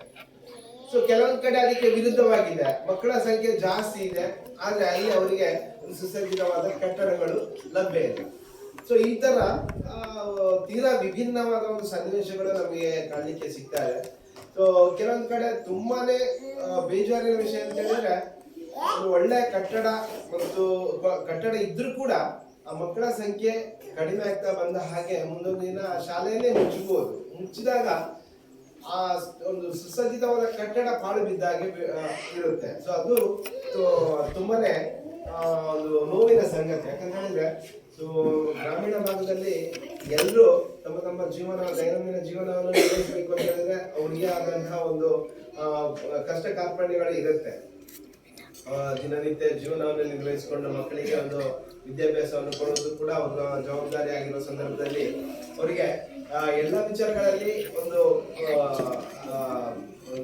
ಗಮನಿಸಲಿಕ್ಕೆ ತುಂಬಾನೇ ಕಷ್ಟ ಇರುತ್ತೆ. ಅದು ಒಪ್ಪಿಕೊಳ್ಳಬೇಕಾದಂತಹ ವಿಚಾರಗಳು. ಆದ್ರೆ ಸೊ ಇಂತಹ ಒಂದು ವಿಚಾರಗಳು ಮುಂದೆ ಅದು ದೊಡ್ಡ ಮಟ್ಟದ ಒಂದು ಸಮಸ್ಯೆಗಳಿಗೆ ಕಾರಣ ಆಗಬಾರ್ದು ಅನ್ನೋ ನಿಟ್ಟಿನಲ್ಲಿ ನಾವು ಪ್ರತಿಯೊಂದು ಶಾಲಾ ಸಭೆಗಳಲ್ಲಿ ಕೂಡ ಈ ಬಗ್ಗೆ ಒಂದು ಹೇಳುವಂತ ಒಂದು ಅಥವಾ ಸಲಹೆ ರೂಪದಲ್ಲಿ ಅದನ್ನು ಹೇಳ್ತಾ ಇರ್ತೇವೆ. ಯಾಕಂದ್ರೆ ನಮ್ಮ ಉದ್ದೇಶ ಇಷ್ಟೇ, ಸೊ ಸರ್ಕಾರಿ ಶಾಲೆಗಳು ಯಾವತ್ತೂ ಕೂಡ ಬಾಗಿಲು ಹಾಕಬಾರ್ದು. ಸೊ ಇವಾಗ ಇಲ್ಲಿ ಒಂದು ವಿಚಾರ, ಈ ಸರ್ಕಾರಿ ಶಾಲೆಗಳು ಮುಚ್ಚಿದ್ರೆ ಶಿಕ್ಷಕರಿಗೆ ಯಾವುದೇ ರೀತಿ ತೊಂದರೆ ಆಗಲ್ಲ. ಅವರು ಹೋಗುವಂಥದ್ದು ಬೇರೆ ಶಾಲೆಗೆ, ಅವರು ಮನೆಗೆ ಹೋಗಲ್ಲ. ಆದ್ರೆ ಶಾಲೆ ಏನು ಗ್ರಾಮೀಣ ಭಾಗದಲ್ಲಿ ತುಂಬಾ ಜನರಿಗೆ ಒಂದು ಶಾಲೆಯನ್ನು ಬದುಕು ಕಲಿಸ್ಕೊಟ್ಟಂತ ಒಂದು ಶಾಲೆ ಅದು ಮುಚ್ಚುವಂತ ಸನ್ನಿವೇಶ ಬರ್ತಾ ಇದೆ ಅಂತ ಹೇಳಿ ಅದು ನಿಜಕ್ಕೂ ಬೇಸರದ ಒಂದು ಸಂಗತಿ. ಸೊ ಅದರಿಂದ ಸೊ ಎಲ್ಲ ಗ್ರಾಮಸ್ಥರು ಅಥವಾ ಈ ಇಂತಹ ಶಾಲೆಗಳಿರುವ ಏನು ಸುತ್ತಮುತ್ತಲ ಎಲ್ಲ ಭಾಗದ ಜನರು ಕೂಡ ಸೊ ನಿಮ್ಮ ವ್ಯಾಪ್ತಿಯಲ್ಲಿ ಇರತಕ್ಕಂತಹ ಶಾಲೆಗಳನ್ನು ಉಳಿಸಿ ಬೆಳೆಸಿಕೊಂಡು ಹೋಗ್ಬೇಕಾಗಿರುವಂತದ್ದು ಕೂಡ ನಿಮ್ಮ ಒಂದು ಜವಾಬ್ದಾರಿ ಹಾಗೂ ಕರ್ತವ್ಯ ಕೂಡ ಆಗಿರುವಂತದ್ದು. ಸೊ ಅದೇ ನಿಟ್ಟಿನಲ್ಲಿ ಇವತ್ತು ನಿಮ್ಮ ಯಾವುದೇ ರೀತಿ ಸಲಹೆ ಸೂಚನೆಗಳು ಅಥವಾ ನಿಮ್ಮ ಬೇಡಿಕೆಗಳು ಅದನ್ನು ಕೂಡ ದಾಖಲಿಸಲಿಕ್ಕೆ ಅವಕಾಶ ಇದೆ. ಸೊ ಅದನ್ನು ಮುಂದಿನ ಹಂತಕ್ಕೆ ಸರ್ಕಾರದ ಮಟ್ಟಕ್ಕೆ ಆ ವರದಿ ಹೋಗುತ್ತೆ. ಸೊ ಇವತ್ತೇ ಆಗಲ್ಲ, ಆದ್ರೆ ಮುಂದೊಂದು ದಿನದಲ್ಲಿ ಬದಲಾವಣೆ ಅಂತೂ ಖಂಡಿತ ಆಗೇ ಆಗತ್ತೆ. ಯಾಕಂದ್ರೆ ಸೊ ಸರ್ಕಾರಗಳು ಯೋಜನೆಗಳನ್ನು ಜಾರಿಗೆ ತಂದ ನಂತರ ಅದನ್ನು ನೇರವಾಗಿ ಸರ್ಕಾರಕ್ಕೆ ಅದನ್ನು ಇಂಪ್ಲಿಮೆಂಟ್ ಮಾಡ್ಲಿಕ್ಕೆ ಆಗಲ್ಲ. ಸೊ ಅದನ್ನು ಬೇರೆ ಬೇರೆ ರೀತಿಯಲ್ಲಿ ಅದು ಇಂಪ್ಲಿಮೆಂಟ್ ಆದಾಗ ಏನಾದ್ರು ಸಮಸ್ಯೆಗಳು ಆಗ್ತಾ ಇದೆಯಾ ಅಥವಾ ಈ ಒಂದು ಯೋಜನೆಯನ್ನು ಇನ್ನಷ್ಟು ಪರಿಣಾಮಕಾರಿಯಾಗಿ ನಾವು ಯಾವ ರೀತಿ ಮಾಡಬಹುದು, ಸೊ ಅದಕ್ಕೆ ಈ ತರ ಒಂದು ಸಾಮಾಜಿಕ ಪರಿಶೀಲನೆ ನಡೆಸಿ ಸರ್ಕಾರ ವರದಿಗಳನ್ನು ಕೇಳ್ತಾ ಇದೆ. ಸೊ ಅದಕ್ಕೆ ಸೊ ಮುಂದಿನ ದಿನಗಳಲ್ಲಿ ಆ ಬದಲಾವಣೆ ಆಗ್ಬೇಕು ಅಂತ ಹೇಳಿದ್ರೆ ನೀವುಗಳು ಮಾತಾಡ್ಬೇಕು. ಆ ವರದಿ ಫಲಪ್ರದ ಆಗ್ಬೇಕು ಅಂತ ಹೇಳಿದ್ರೆ ನೀವುಗಳು ಈ ಒಂದು ಸಭೆಯಲ್ಲಿ ವರದಿ ಬಗ್ಗೆ ಮುಕ್ತವಾಗಿ ಚರ್ಚೆ ಮಾಡಬೇಕು. ಸೊ ಇನ್ನು ಸೊ ಸರ್ಕಾರ ಎಷ್ಟರ ಮಟ್ಟಿಗೆ ಚಿಕ್ಕ ಚಿಕ್ಕ ವಿಷಯಗಳ ಬಗ್ಗೆ ಅಲ್ಲಿ ಕಾಳಜಿ ವಹಿಸ್ತಾ ಇದೆ ಅಂತ ಹೇಳಿದ್ರೆ, ಸೊ ಇಲ್ಲಿ ಮಕ್ಕಳ ಒಂದು ಸುರಕ್ಷತೆ ಬಗ್ಗೆ ಕೂಡ ಬಹಳಷ್ಟು ಕಾಳಜಿ ವಹಿಸಿ ಅಲ್ಲಿ ಕೆಲವೊಂದು ಪ್ರಶ್ನೆಗಳನ್ನು ಮಕ್ಕಳ ಪೋಷಕರಿಗೆ ಕೇಳುವಂತದ್ದಿರ್ಬೋದು. ಮಕ್ಕಳ ಏನು ಸುರಕ್ಷತೆಗೆ ಲೈಂಗಿಕ ಅಲ್ಲಿ ಏನಾದ್ರು ಲೈಂಗಿಕ ಸಮಸ್ಯೆಗಳನ್ನು ಮಕ್ಕಳು ಎದುರಿಸ್ತಾ ಇದಾರ, ಸೊ ಅಲ್ಲೊಂದು ಕ್ವಶನ್ ಬರುತ್ತೆ. ಸೊ ಏನು ಸೇಫ್ ಟಚ್ ಮತ್ತು ಅನ್ಸೇಫ್ ಟಚ್ ಬಗ್ಗೆ, ಸೊ ಈ ಒಂದು ವಿಚಾರದ ಬಗ್ಗೆ ಕೂಡ ಸರ್ಕಾರ ಕೇಳ್ತಾ ಇದೆ. ಸೊ ಅಷ್ಟರ ಮಟ್ಟಿಗೆ ಪ್ರತಿಯೊಂದು ಮಕ್ಕಳ ಬಗ್ಗೆ ಕಾಳಜಿ ವಹಿಸ್ತಾ ಇದೆ. ಸೊ ಇಲ್ಲಿ ಪೋಷಕರಿಗೆ ಗೊತ್ತಿದ್ಯಾ, ಹೇಳಿದಾರ ಶಾಲೆಯಲ್ಲಿ ಹೇಳ್ಕೊಟ್ಟಿದಾರ ಸೇಫ್ ಟಚ್ ಅನ್ಸೇಫ್ ಟಚ್ ಬಗ್ಗೆ ಮಕ್ಕಳಿಗೆ ಹೇಳ್ಕೊಟ್ಟಿರುವಂತ ಪ್ರಸಂಗ ಗೊತ್ತಿದೆಯಾ ನಿಮಗೆ? ಗೊತ್ತಿದ್ಯಾ ಪೋಷಕರಿಗೆ? ನಮ್ಮವರು ಎಲ್ಲಿ ಯಾರ ಯಾರ ಯಾರ ಮನೆಗೆ ಬಂದಿದ್ದಾರೆ? ನಮ್ಮ ತಂಡದವರು ಬಂದಿದಾರ? ಸೊ ನಿಮಗೆ ಕೇಳಿದಾರೆ? ಸೊ ಆ ವಿಚಾರದ ಬಗ್ಗೆ ಕೇಳಿದಾರ? ಮತ್ತೆ ಯಾರ ಮನೆಗೆ ಬಂದಿದ್ದಾರೆ?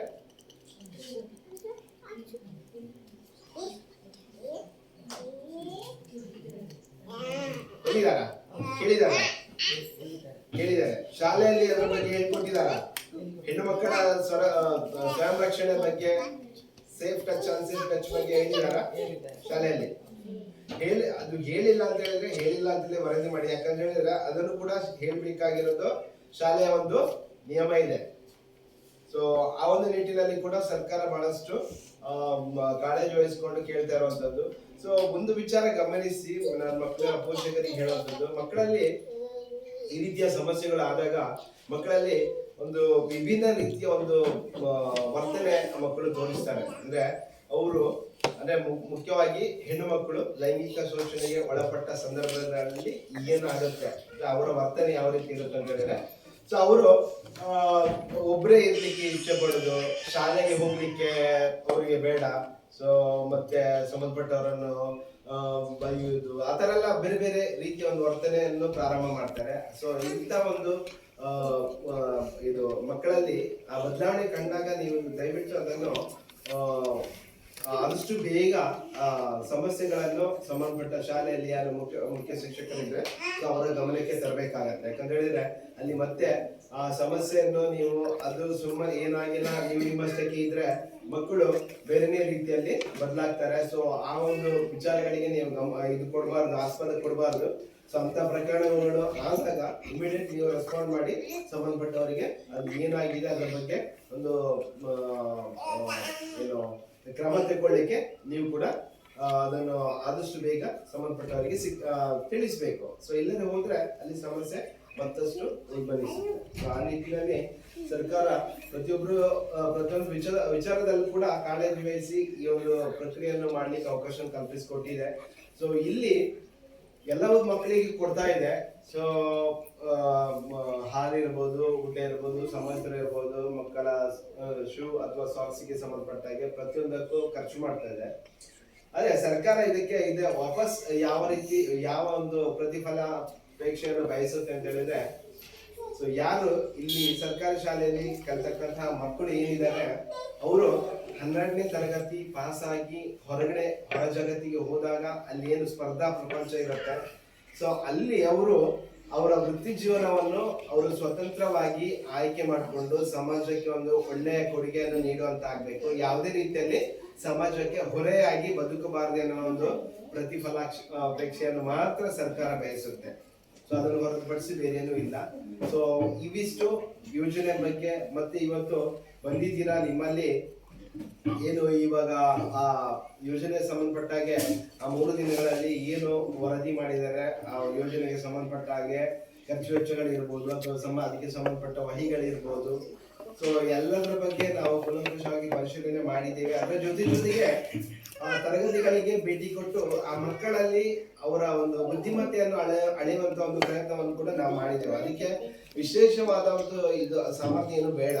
ಸೊ ಪಠ್ಯದ ವಿಚಾರ ಹೊರತುಪಡಿಸಿ ಪಠ್ಯೇತರ ವಿಚಾರಗಳಲ್ಲಿ ಮಕ್ಕಳು ಎಷ್ಟರ ಮಟ್ಟಿಗೆ ತೊಡಗಿಸಿಕೊಳ್ತಾ ಇದ್ದಾರೆ, ಸೊ ಅದನ್ನು ನಾವು ತಿಳ್ಕೊಳ್ಳಿಕ್ಕೆ ದೊಡ್ಡ ಮಟ್ಟದ ಏನೋ ಪ್ರಯತ್ನ ಬೇಡ. ಸೊ ಆ ಒಂದು ನಿಟ್ಟಿನಲ್ಲಿ ಕೂಡ ಮಕ್ಕಳನ್ನು ನಾವು ತರಗತಿಗೆ ಭೇಟಿ ಕೊಟ್ಟು ನಮ್ಮ ತಂಡದವರು ಅದನ್ನು ಕೂಡ ಪರಿಶೀಲನೆ ಮಾಡಿದ್ದಾರೆ. ಮತ್ತು ಊಟ ಇರ್ಬೋದು, ಪ್ರತಿಯೊಂದನ್ನು ನಾವು ಸೇವನೆ ಮಾಡಿಕೊಂಡು ಸೊ ಮಕ್ಕಳಿಗೆ ಯಾವ ತರ ಒಂದು ಪೌಷ್ಟಿಕಾಂಶ ದೊರೀತಾ ಇದೆ, ಸೊ ಎಲ್ಲವನ್ನು ನಾವು ಈ 3 ದಿನಗಳಲ್ಲಿ ಆ ಸಾಮಾಜಿಕ ಪರಿಶೀಲನಾ ಪ್ರಕ್ರಿಯೆಯಲ್ಲಿ ನಾವು ಅಳವಡಿಸಿಕೊಂಡು ಸೊ ಮಕ್ಕಳ ಪೋಷಕರ ಮನೆ ಭೇಟಿ ಮಾಡೋದ್ರ ಜೊತೆಗೆ ಅವರನ್ನು ಈ ಒಂದು ಸಭೆಯಲ್ಲಿ ಭಾಗವಹಿಸುವಂತೆ ಅವರಿಗೂ ಕೂಡ ಹೇಳಿಬಿಟ್ಟು ಇವತ್ತಿನ ಒಂದು ಸಭೆಗೆ ಹಾಜರಾಗುವಂತೆ ಹೇಳಿಕೆಗಳನ್ನು ಕೂಡ ಕೊಟ್ಟಿದ್ದೇವೆ. ಸೊ ಮುಂದಿನ ಹಂತದಲ್ಲಿ ಆ ವರದಿ ಬಗ್ಗೆ ನಿಮ್ಮ ಮುಕ್ತವಾದ ಅನಿಸಿಕೆಗಳು ಏನೇ ಇರ್ಬೋದು, ಆ ವರದಿ ಬಗ್ಗೆ ಮುಕ್ತವಾದ ಅನಿಸಿಕೆಗಳನ್ನು ನೀವು ಹಂಚ್ಕೊಳ್ಬೇಕು. ನಾವು ಮಾಡಿದಂತಹ ವರದಿ ನಾವು 3 ದಿನಗಳಲ್ಲಿ ಗಮನಿಸಿದ ಅಂಶಗಳ ಮೇಲೆ ಇರುತ್ತೆ. ಅದು ತಪ್ಪಿರ್ಬೋದು, ಆ ತಪ್ಪಿದ್ರು ಕೂಡ ಆ ತಪ್ಪಿದೆ ಸರ್ ಅದು ಆ ರೀತಿ ವರದಿ ಇಲ್ಲ ಸರ್, ಈ ರೀತಿ ಇರಬೇಕಿತ್ತೆ ಅನ್ನೋದ್ರ ಬಗ್ಗೆ ನೀವು ಮುಕ್ತವಾಗಿ ಹೇಳಿದ್ರೆ ಸೊ ಖಂಡಿತ ಅದಕ್ಕೂ ಕೂಡ ಅವಕಾಶ ಇದೆ. ಸೊ ಅದನ್ನು ನಾವಿಲ್ಲಿ ಏನು ಅನುಮೋದಿಸ್ತೇವೆ. ಅಂತಿಮವಾಗಿ ಆ ವರದಿಯನ್ನು ನೀವೇ ಅನುಮೋದಿಸ್ಲಿಕ್ಕೆ ಇರುವಂತದ್ದು. ಸೊ ಆದ್ರಿಂದ ಏನೇ ವರದಿಗಳ ಬಗ್ಗೆ ಪಾಸಿಟಿವ್ ಇರ್ಬೋದು, ನೆಗೆಟಿವ್ ಇರ್ಬೋದು, ಮುಕ್ತವಾಗಿ ಮಾತನಾಡಲಿಕ್ಕೆ ನಿಮಗೆ ಸೂಕ್ತ ವೇದಿಕೆ, ಅದನ್ನು ಸೂಕ್ತ ರೀತಿಯಲ್ಲಿ ಬಳಸ್ಕೊಳ್ಳಿ ಅಂತ ಹೇಳುತ್ತಾ ಈ ಒಂದು ಸಭೆಯಲ್ಲಿ ನನಗೆ ಪ್ರಾಸ್ತಾವಿಕವಾಗಿ ಮಾತನಾಡಲಿಕ್ಕೆ ಅನುವು ಮಾಡಿಕೊಟ್ಟಿದ್ದೀರಾ. ನೀವೆಲ್ಲರನ್ನು ಮತ್ತೊಮ್ಮೆ ಒಂದು ಸುತ್ತ ಮೇಲಿ ಮಾತುಗಳನ್ನು ಮುಗಿಸ್ತೇನೆ.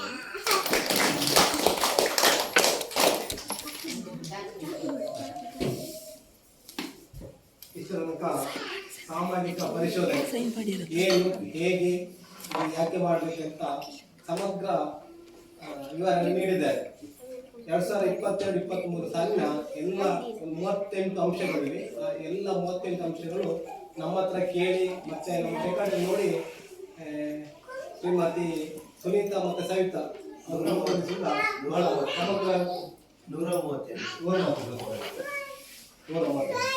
ಮತ್ತೆ ಅನ್ಟಚೇಬಲ್ ಮತ್ತೆ ಸೇಫ್ ಟಚ್ ಅಂತ ಹೇಳಿದರು. ಸೇಫ್ ಟಚ್ ಅಂದ್ರೆ ನಾವು ಮಕ್ಕಳನ್ನು ಮುಟ್ಲಿಕ್ಕಿಲ್ಲ, ಸಣ್ಣದಿರಲಿ ದೊಡ್ಡದಿರಲಿ. ನಾವು ಮಕ್ಕಳಿಗೆ ಹೇಳಿದ್ದೇವೆ, ಅದು ಮಕ್ಕಳಿಗೆ ಇಂಟಿಗೆ ಗೊತ್ತಿಲ್ಲ. ಆದರೆ ನೀವು ಮಕ್ಕಳನ್ನು ನಿಮ್ಮ ಸಂಬಂಧಿಕರ ಮನೆಗೆ ಕಳಿಸುವಾಗ ಅಥವಾ ದಾರಿಯಲ್ಲಿ ಹೋಗುವಾಗ ಎಲ್ಲವನ್ನು ನೀವು ನೋಡಬೇಕು. ಕೇವಲ ಮಕ್ಕಳನ್ನು ನೆಂಟರ ಮನೆಗೆ ಕಳಿಸ್ಕೊಡೋದಲ್ಲ. ಈಗ ಪೇಪರ್ ಬರ್ತದೆ, ಮೊನ್ನೆ ಒಂದು ಆಗಿದೆ, 5 ವರ್ಷದ ಹುಡುಗಿಗೆ ಅತ್ಯಾಚಾರ ಆಗಿದೆ, 5 ವರ್ಷದ ಹುಡುಗಿಗೆ. ಅದರ ಬಗ್ಗೆ ಸರ್ಕಾರವು ಬಹಳ ಕಾಳಜಿ ವಹಿಸ್ತಿದೆ. ಅದಕ್ಕಾಗಿ ಇವರು ಹೇಳಿದ್ದಾರೆ. ಈಗ ನಾವು ಸಹ ಅಧ್ಯಾಪಕ ಸಹ ಅವರಿಗೆ ಮಕ್ಕಳಿಗೆ ಒಂದು ಬರ್ತ್ಡೇಗೆ ಮಾತ್ರ ನಾವು ಸೇರ್ಕಂಡು ಮಾಡ್ತೇವೆ, ಮತ್ತೆ ಮಕ್ಕಳ ಮೈ ಮುಟ್ಲಿಕ್ಕೆ ಹೋಗುದಿಲ್ಲ. ಯಾಕಂದ್ರೆ ಆ ಮಕ್ಕಳಿಗೆ ಅದು ಗೊತ್ತಿರುವುದಿಲ್ಲ. ಅದೇ ಮತ್ತೆ ಲೈಂಗಿಕ ಆಧಾರಗಳು ಅದರಲ್ಲಿ ಸ್ಟಾರ್ಟ್ ಆಗ್ತದೆ. ಅದರ ಬಗ್ಗೆ ನಾನು ಸ್ವಲ್ಪ 2 ಮಾತನ್ನು ಹೇಳಿಕ್ಕೆ ಇಷ್ಟಪಡ್ತೇನೆ.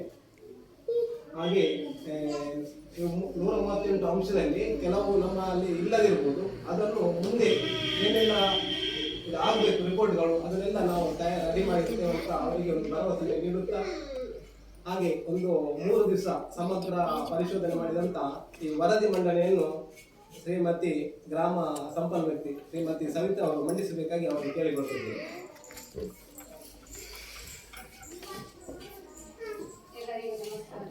ಸರ್ಕಾರಿ ಹಿರಿಯ ಪ್ರಾಥಮಿಕ ಶಾಲೆ ಕುಡ್ಯಾಡಿ ಸುಲ್ಕೆರೆ ಬೆಳ್ತಂಗಡಿ ವಲಯ. ಇಲ್ಲಿ ಸಮಗ್ರ ಶಿಕ್ಷಣ ಕರ್ನಾಟಕ ಯೋಜನೆಯ ಸಾಮಾಜಿಕ ಪರಿಶೋಧನೆಯ ವರದಿ ಸಾರಾಂಶ. ವಿದ್ಯಾರ್ಥಿಗಳ ದಾಖಲಾತಿ ಕುರಿತು 2022-23ರಲ್ಲಿ 1ನೇ ತರಗತಿಯಿಂದ 5ನೇ ತರಗತಿವರೆಗೆ 1ನೇ ತರಗತಿ 1, 2ನೇ ತರಗತಿ 5, 3ನೇ ತರಗತಿ 4, 4ನೇ ತರಗತಿ 2, 5ನೇ ತರಗತಿ 5 ಒಟ್ಟು 17 ವಿದ್ಯಾರ್ಥಿಗಳು ದಾಖಲಾಗಿರುತ್ತಾರೆ. ವಿದ್ಯಾರ್ಥಿಗಳಿಗೆ ಸಂಬಂಧಿಸಿರುವುದು ಸದರಿ ಶಾಲೆಯಲ್ಲಿ ಪ್ರಸ್ತುತ 2024-25ರ ಶೈಕ್ಷಣಿಕ ವರ್ಷದಲ್ಲಿ 1ನೇ ತರಗತಿಯಿಂದ 5ನೇ ತರಗತಿವರೆಗೆ ತರಗತಿಗಳಿದ್ದು ಒಟ್ಟು 19 ವಿದ್ಯಾರ್ಥಿಗಳು ದಾಖಲಾಗಿದ್ದು ಅದರಲ್ಲಿ 8 ಹುಡುಗರು 11 ಹುಡುಗಿಯರು ಶಾಲೆಯಲ್ಲಿ ವಿದ್ಯಾಭ್ಯಾಸ ಪಡೆಯುತ್ತಿದ್ದಾರೆ. ಭೇಟಿಯ ದಿನದಂದು ಶಾಲಾ ದಾಖಲಾತಿಯಲ್ಲಿರುವ ಮತ್ತು ಸಾಮಾಜಿಕ ಪರಿಶೋಧನೆಯ ಎರಡನೇ ದಿನ ಹಾಜರಿರುವ ಮಕ್ಕಳ ಸಂಖ್ಯೆಗೆ ಸಂಬಂಧಿಸಿದಂತೆ ದಿನಾಂಕ 27/2/2025ರಂದು ಒಟ್ಟು 17 ವಿದ್ಯಾರ್ಥಿಗಳು ಹಾಜರಾಗಿದ್ದು 2 ವಿದ್ಯಾರ್ಥಿಗಳು ಗೈರು ಹಾಜರಾಗಿರುತ್ತಾರೆ. ವಿದ್ಯಾರ್ಥಿಗಳು ಪಠ್ಯಪುಸ್ತಕಗಳನ್ನು ಮತ್ತು ಅಭ್ಯಾಸ ಪುಸ್ತಕಗಳನ್ನು ಪಡೆದಿರುತ್ತಾರೆ. ಮಕ್ಕಳು ವಿದ್ಯಾರ್ಥಿ ವೇತನವನ್ನು ಪಡೆದಿದ್ದು ನೇರವಾಗಿ ವಿದ್ಯಾರ್ಥಿಗಳ ಖಾತೆಗೆ ಜಮೆಯಾಗಿದ್ದು ಈ ಬಗ್ಗೆ ಶಾಲೆಯಲ್ಲಿ ಯಾವುದೇ ದಾಖಲಾತಿಗಳು ಇರುವುದಿಲ್ಲ. ನಿಯಮಾನುಸಾರ ಅರ್ಹ ವಿದ್ಯಾರ್ಥಿಗಳಿಗೆ ಸಾರಿಗೆ ವ್ಯವಸ್ಥೆಯನ್ನು ನೀಡಲಾಗಿಲ್ಲ. ಸದರಿ ಸಾಲಿನ ಹಿಂದಿನ ಮಾಹಿತಿಗಳಲ್ಲಿ ವಿದ್ಯಾರ್ಥಿಗಳ ಸರಾಸರಿ ಹಾಜರಾತಿ 80% ಅಥವಾ ಅದಕ್ಕಿಂತ ಹೆಚ್ಚಿದೆ. ಮುಖ್ಯ ಶಿಕ್ಷಕರ ಹೇಳಿಕೆಯ ಪ್ರಕಾರ ಶಾಲೆಗೆ ಬರುವ ಮಾರ್ಗವು ಸುರಕ್ಷಿತವಾಗಿದೆ. ಮಕ್ಕಳನ್ನು ಅವರ ವಯಸ್ಸಿನ ಅನುಗುಣವಾಗಿ ತರಗತಿಗಳಿಗೆ ದಾಖಲಾತಿ ಮಾಡಿಕೊಳ್ಳಲಾಗಿದೆ. ಸೂಕ್ತ ದಾಖಲಾತಿಗಳಿಲ್ಲದ ಕಾರಣ ಶಾಲಾ ದಾಖಲಾತಿಯನ್ನು ನಿರಾಕರಿಸುವ ಪ್ರಕರಣ ಕಂಡುಬಂದಿಲ್ಲ. ಮಕ್ಕಳಿಗೆ ತಾರತಮ್ಯ ದೈಹಿಕ ಶಿಕ್ಷೆ, ಮಾನಸಿಕ ಕಿರುಕುಳ ಮತ್ತು ಲೈಂಗಿಕ ಕಿರುಕುಳ ನೀಡಲಾಗುತ್ತಿಲ್ಲ. ಎಲ್ಲ ಅಪೇಕ್ಷಣೀಯ ಮಕ್ಕಳಿಗೆ ವರ್ಗಾವಣೆ ಪ್ರಮಾಣ ಪತ್ರಗಳನ್ನು ನೀಡಲಾಗಿದೆ. ಸೆಪ್ಟೆಂಬರ್ 2017ರಿಂದ 2020ರವರೆಗೆ ಜನಿಸಿದ ಮಕ್ಕಳ ಸಂಖ್ಯೆ 33. ಎಲ್ಲ ಮಕ್ಕಳು ಶಾಲೆಗೆ ದಾಖಲಾಗಿ ಶಿಕ್ಷಣ ಪಡೆಯುತ್ತಿದ್ದಾರೆ. ಯಾವುದೇ ಮಕ್ಕಳು ಶಾಲೆಯಿಂದ ಹೊರಗುಳಿದ ಪ್ರಕರಣ ಕಂಡುಬಂದಿಲ್ಲ. ಶಿಕ್ಷಕರಿಗೆ ಸಂಬಂಧಿಸಿರುವುದು ಸದರಿ ಶಾಲೆಯಲ್ಲಿ 2022-23ನೇ ಶೈಕ್ಷಣಿಕ ಅವಧಿಯಲ್ಲಿ 1 ಶಿಕ್ಷಕರು ಕರ್ತವ್ಯ ನಿರ್ವಹಿಸುತ್ತಿದ್ದರು. ಕಲಾ ಶಿಕ್ಷಣಕ್ಕೆ ಅರೆಕಾಲಿಕ ಬೋಧಕರನ್ನು ಕಿರಿಯ ಪ್ರಾಥಮಿಕ ಶಾಲೆಯಲ್ಲಿ ನೇಮಕ ಮಾಡಿಲ್ಲ. ದೈಹಿಕ ಶಿಕ್ಷಣಕ್ಕೆ ಅರೆಕಾಲಿಕ ಬೋಧಕರನ್ನು ಕಿರಿಯ ಪ್ರಾಥಮಿಕ ಶಾಲೆಯಲ್ಲಿ ನೇಮಕ ಮಾಡಲಾಗಿಲ್ಲ. ವೃತ್ತಿ ಶಿಕ್ಷಣಕ್ಕೆ ಅರೆಕಾಲಿಕ ಬೋಧಕರನ್ನು ನೇಮಕ ಮಾಡಲಾಗಿಲ್ಲ. ಪೂರ್ಣಾವಧಿಯ ಮುಖ್ಯ ಶಿಕ್ಷಕರನ್ನು ಕಿರಿಯ ಪ್ರಾಥಮಿಕ ಶಾಲೆಯಲ್ಲಿ ನೇಮಕ ಮಾಡಲಾಗಿಲ್ಲ. ಶಿಕ್ಷಕರು ನಿಯಮಿತವಾಗಿ ಶಾಲೆಗೆ ಹಾಜರಾಗುತ್ತಾರೆ. ಶಿಕ್ಷಕರು ಪ್ರತಿದಿನ ಶಾಲೆಗೆ ತಡವಾಗಿ ಬರುವ ಮತ್ತು ಪ್ರತಿದಿನ ಶಾಲೆಯಿಂದ ಮುಂಚಿತವಾಗಿ ತೆರಳುವ ಪ್ರಕರಣ ಕಂಡುಬಂದಿಲ್ಲ. ಶಿಕ್ಷಕರು ನಿಯತಕಾಲಿಕವಾಗಿ ಪೋಷಕರನ್ನು ಭೇಟಿ ಮಾಡಿ ಮಕ್ಕಳ ಹಾಜರಾತಿ, ಸಾಮರ್ಥ್ಯ ಮತ್ತು ಕಲಿಕಾ ಪ್ರಗತಿಗಳ ಬಗ್ಗೆ ವಿವರಿಸುತ್ತಾರೆ. ಶಿಕ್ಷಕರು ತರಗತಿ ಬೋಧನೆಯಲ್ಲಿ ಉತ್ತಮ ರೀತಿಯಲ್ಲಿ ತೊಡಗಿಸಿಕೊಳ್ಳುವರು. ಶಿಕ್ಷಕರು ಬೋಧನಾ ಕಾರ್ಯವನ್ನು ಹೊರತುಪಡಿಸಿ ಇತರ ಕಾರ್ಯಗಳಲ್ಲಿ ವಿಪತ್ತು ಪರಿಹಾರ, ಚುನಾವಣೆ, ಗಣತಿ ಕಾರ್ಯಗಳಲ್ಲಿ ತೊಡಗಿಸಿಕೊಳ್ಳುತ್ತಾರೆ. ಆಡಳಿತ ಮತ್ತು ಹಣಕಾಸಿಗೆ ಸಂಬಂಧಿಸಿರುವುದು ಹಿರಿಯ ಪ್ರಾಥಮಿಕ ಶಾಲೆಯಲ್ಲಿ ವರ್ಷಕ್ಕೆ ಕನಿಷ್ಠ ಪಕ್ಷ 200 ಕೆಲಸದ ದಿನಗಳಿವೆ. ಪ್ರತಿ ತಿಂಗಳು SDMC ಸಭೆಗಳು ನಡೆಯುತ್ತದೆ. SDMCಯ ಶಾಲಾಭಿವೃದ್ಧಿ ಯೋಜನೆಯನ್ನು ಸಿದ್ಧಪಡಿಸಿದೆ. SDMCಯು ಶಾಲೆಯ ಮೇಲುಸ್ತುವಾರಿಯನ್ನು ಮಾಡುತ್ತದೆ. SDMCಯ ಸದಸ್ಯರಿಗೆ ಅವರು SDMCಯ ಸದಸ್ಯರೆಂಬ ಅರಿವು ಇದೆ. ಶಾಲಾ ಅಭಿವೃದ್ಧಿ ಮತ್ತು ಮೇಲುಸ್ತುವಾರಿ ಸಮಿತಿಯನ್ನು ರಚಿಸಲಾಗಿದೆ. ಎಸ್ಡಿಎಂಸಿಯ ಸದಸ್ಯರಲ್ಲಿ 4/3 ಸದಸ್ಯರು ಶಾಲೆಯಲ್ಲಿ ವ್ಯಾಸಂಗ ಮಾಡುತ್ತಿರುವ ಮಕ್ಕಳ ಪೋಷಕರಾಗಿದ್ದಾರೆ. ಎಸ್ಡಿಎಂಸಿ ಸದಸ್ಯರಲ್ಲಿ ಅರ್ಧದಷ್ಟು ಮಹಿಳೆಯರಾಗಿದ್ದಾರೆ. ಕ್ಷೇತ್ರ ಶಿಕ್ಷಣಾಧಿಕಾರಿಗಳು 2 ಬಾರಿ ಭೇಟಿ ನೀಡಿರುತ್ತಾರೆ. ಕ್ಷೇತ್ರ ಸಮನ್ವಯ ಅಧಿಕಾರಿ 2 ಬಾರಿ ಶಾಲೆಗೆ ಭೇಟಿ ನೀಡಿರುತ್ತಾರೆ. ಕ್ಲಸ್ಟರ್ ಸಂಪನ್ಮೂಲ ವ್ಯಕ್ತಿಗಳು 3 ಬಾರಿ ಭೇಟಿ ನೀಡಿರುತ್ತಾರೆ. ಕ್ರೀಡಾ ಸಾಮಗ್ರಿಗಳಿಗೆ ಯಾವುದೇ ಅನುದಾನ ಪಡೆದಿರುವುದಿಲ್ಲ. ಗ್ರಂಥಾಲಯಕ್ಕೆ ಯಾವುದೇ ಅನುದಾನ ಪಡೆದಿರುವುದಿಲ್ಲ. ಪ್ರವೇಶ ಅರ್ಜಿಗೆ ಶುಲ್ಕವನ್ನು ಪಾವತಿಸಿಕೊಳ್ಳಲಾಗಿಲ್ಲ. ಕ್ಯಾಪಿಟೇಷನ್ ಶುಲ್ಕ ಪಾವತಿಸಿಕೊಳ್ಳಲಾಗಿಲ್ಲ ಹಾಗೂ ಬೋಧನಾ ಶುಲ್ಕವನ್ನು ಪಾವತಿಸಿಕೊಳ್ಳಲಾಗಿಲ್ಲ. ಶಾಲೆಗೆ ಸಂಬಂಧಿಸಿರುವುದು ಎಲ್ಲ ಹವಾಮಾನದಿಂದ ಸುರಕ್ಷಿತವಾದ ಶಾಲಾ ಕಟ್ಟಡವಿದೆ. ಶಾಲೆಯಲ್ಲಿ ಸಾಕಷ್ಟು ತರಗತಿ ಕೊಠಡಿಗಳಿರದೆ 1 ತರಗತಿ ಕೊಠಡಿ ಅವಶ್ಯಕತೆ ಇರುವುದಾಗಿ ಮುಖ್ಯ ಶಿಕ್ಷಕರು ತಿಳಿಸಿರುತ್ತಾರೆ. ಶಿಕ್ಷಕರ ಹಾಗೂ ಮುಖ್ಯ ಶಿಕ್ಷಕರ ಕೊಠಡಿ ಒಂದೇ ಆಗಿರುತ್ತದೆ. ಬಾಲಕ ಮತ್ತು ಬಾಲಕಿಯರಿಗೆ ಶೌಚಾಲಯದ ವ್ಯವಸ್ಥೆ ಇದೆ ಹಾಗೂ ಸ್ವಚ್ಛತೆಯಿಂದ ಕೂಡಿರುತ್ತದೆ. ವಿಶೇಷ ಅಗತ್ಯವಿಲ್ಲ ಮಕ್ಕಳು ಬಳಸುವಂತಹ ಶೌಚಾಲಯವಿದ್ದು ಸ್ವಚ್ಛತೆಯಿಂದ ಇದೆ. ಶಾಲೆಯಲ್ಲಿ ಸಾಕಷ್ಟು ಪ್ರಮಾಣದ ನೀರಿನ ಸೌಲಭ್ಯವಿದೆ. ಶಾಲೆಗೆ ವಿದ್ಯುತ್ ಸಂಪರ್ಕವಿದ್ದು ಎಲ್ಲ ಕೊಠಡಿಗಳು ವಿದ್ಯುತ್ ಕಾರ್ಯನಿರ್ವಹಿಸುತ್ತದೆ. ಶಾಲಾ ಆವರಣದಲ್ಲಿ ಆಟದ ಮೈದಾನವಿದೆ. ಶಾಲಾ ಆವರಣದ ಸುತ್ತಲೂ ಕಾಂಪೌಂಡ್ ಗೋಡೆ ಇರದೆ ಭಾಗಶಃ ಮಾತ್ರ ಇರುತ್ತದೆ. ಶಾಲೆಯು ಗ್ರಂಥಾಲಯವನ್ನು ಹೊಂದಿದ್ದು ಪ್ರತ್ಯೇಕ ಕೊಠಡಿ ಇರುವುದಿಲ್ಲ. ಶಾಲಾ ಗ್ರಂಥಾಲಯದಲ್ಲಿ ದಿನಪತ್ರಿಕೆಗಳು, ನಿಯತಕಾಲಿಕೆಗಳು, ಎಲ್ಲ ವಿಷಯಗಳ ಪುಸ್ತಕಗಳು ಹಾಗೂ ಕಥೆ ಪುಸ್ತಕಗಳಿವೆ. ಕ್ರೀಡಾ ಸಾಮಗ್ರಿಗಳು ಶಾಲೆಯಲ್ಲಿ ಇದೆ. ಪ್ರತಿ ತರಗತಿಯಲ್ಲಿರುವ ಬೋಧನಾ ಸಾಮಗ್ರಿಗಳನ್ನು ಬಳಸಲಾಗುತ್ತದೆ. ಡಿಜಿಟಲ್ ಮೂಲಸೌಕರ್ಯ ಲಭ್ಯವಿದೆ. ಟಿವಿ ಲಭ್ಯವಿದೆ. ಬ್ಯಾಗ್ ರಹಿತ ದಿನವನ್ನು ಪ್ರತಿ ತಿಂಗಳ 3ನೇ ಶನಿವಾರ ಸಂಭ್ರಮ ಶನಿವಾರ ಎಂದು ಆಚರಿಸುತ್ತಾರೆ. ವಿಜ್ಞಾನ ಹಾಗೂ ಗಣಿತ ಕಿಟ್ಗಳು ಲಭ್ಯವಿದೆ ಮತ್ತು ತರಗತಿಗಳಲ್ಲಿ ಬಳಸಲಾಗುತ್ತದೆ. ಶಾಲೆಯಲ್ಲಿ ಘನತ್ಯಾಜ್ಯವನ್ನು ಗ್ರಾಮ ಪಂಚಾಯತ್ ವತಿಯಿಂದ ವಿಲೇವಾರಿ ಮಾಡಲಾಗುತ್ತದೆ. ದ್ರವತ್ಯಾಜ್ಯವನ್ನು ಇಂಗು ಗುಂಡಿಗೆ ಹರಿಸಿ ವಿಲೇವಾರಿ ಮಾಡಲಾಗುತ್ತದೆ. ಸುರಕ್ಷತೆ ಮತ್ತು ಭದ್ರತೆಗೆ ಸಂಬಂಧಿಸಿದಂತೆ ಶಾಲಾ ಸುರಕ್ಷಾ ಸಮಿತಿಯನ್ನು ಶಾಲೆಯಲ್ಲಿ ರಚಿಸಲಾಗಿದೆ. ರಾಷ್ಟ್ರೀಯ ವಿಪತ್ತು ನಿರ್ವಹಣಾ ಪ್ರಾಧಿಕಾರವು ಶಾಲಾ ಸುರಕ್ಷತೆ ಮತ್ತು ತುರ್ತು ಪರಿಸ್ಥಿತಿಯ ಸಿದ್ಧತೆಯ ಬಗ್ಗೆ ನೀಡಿರುವ ಮಾರ್ಗಸೂಚಿಗಳನ್ನು ಕಾರ್ಯಗತಗೊಳಿಸಲಾಗಿದೆ. ಶಾಲೆಯಲ್ಲಿ ಪೋಷಕರ ಶಾಲಾ ಸುರಕ್ಷತೆಗೆ ಸಂಬಂಧಿಸಿದಂತೆ ತಿಳಿಸಲು ಸಲಹಾ ಪೆಟ್ಟಿಗೆ, ಪ್ರಶ್ನೆ ಪೆಟ್ಟಿಗೆ, ಕುಂದುಕೊರತೆ ಪೆಟ್ಟಿಗೆ ಇಲ್ಲ. ಶಾಲಾ ಸುರಕ್ಷಾ ಪ್ರತಿಜ್ಞೆಯನ್ನು ಶಾಲಾ ಆವರಣದ ಪ್ರಧಾನ ಸ್ಥಳದಲ್ಲಿ ಪ್ರದರ್ಶಿಸಲಾಗಿದೆ. ಶಾಲೆಯಲ್ಲಿ ಅವಶ್ಯವಿರುವ ಔಷಧಿಗಳು, ಪ್ರಥಮ ಚಿಕಿತ್ಸೆ ಪೆಟ್ಟಿಗೆ ಇದೆ. ತುರ್ತು ವೈದ್ಯಕೀಯ ದೂರವಾಣಿ ಸಂಖ್ಯೆಗಳನ್ನು ಪ್ರದರ್ಶಿಸಲಾಗಿಲ್ಲ. ಒಬ್ಬ ಶಿಕ್ಷಕರು ವೃತ್ತಿಪರ ಮಾರ್ಗದರ್ಶನ, ಸಮಾಲೋಚನೆಯ ಕೌಶಲ್ಯಗಳ ತರಬೇತಿಯನ್ನು ಪಡೆದಿರುತ್ತಾರೆ. 2022-23ನೇ ಸಾಲಿನ ಶಾಲಾ ಅನುದಾನ ಮತ್ತು ಖರ್ಚಿನ ವಿವರ. 29-3-2022 ಆರಂಭಿಕ ಶುಲ್ಕ 15,529. ಅನುದಾನ 10/8/2022ಗೆ ಸ್ವಚ್ಛತೆಗಾಗಿ 3,175. 29/9/2022 ಸುಸಾಕ್ಸ್ ಅನುದಾನ 4,240. 2/2/2023 ಶಾಲಾ ಅನುದಾನ 5,500. 15/2/2023 ಸ್ವಚ್ಛತೆ ಅನುದಾನ 3,175. ಒಟ್ಟು 16,090 ಅನುದಾನ ಬಂದಿರುತ್ತದೆ. ಬಡ್ಡಿ ಜಮೆ 25/6/2022 ಬಡ್ಡಿ 106. 25/9/2022 ಬಡ್ಡಿ 104. 25/12/2022 ಬಡ್ಡಿ 108. 25/3/2023 ಬಡ್ಡಿ 82. ಒಟ್ಟು 400 ಬಡ್ಡಿ ಬಂದಿರುತ್ತದೆ. ಖರ್ಚು 6/8/2022 ಶಾಲಾ ಸಾದಿಲ್ ವರ್ಕ್ 4,000. 24/11/2022 ಶೂಸಾಕ್ಸ್ 4,840. 5/12/2022 ಶಾಲಾ ಅನುದಾನ ಖರ್ಚು 4,000. 5/12/2022 ಸ್ವಚ್ಛತೆಗಾಗಿ ಖರ್ಚು 3,175. 18/2/2023 BRC ಬಡ್ಡಿ ಮರುಜಮೆ 587. 24/3/2023 ಸ್ವಚ್ಛತೆ ಖರ್ಚು 3,175. 24/3/2023 ಶಾಲಾ ಅನುದಾನದ ಖರ್ಚು 1,500. ಒಟ್ಟು 20,677 ಖರ್ಚಾಗಿರುತ್ತದೆ. ಅದರಲ್ಲಿ ಉಳಿಕೆ 11,342.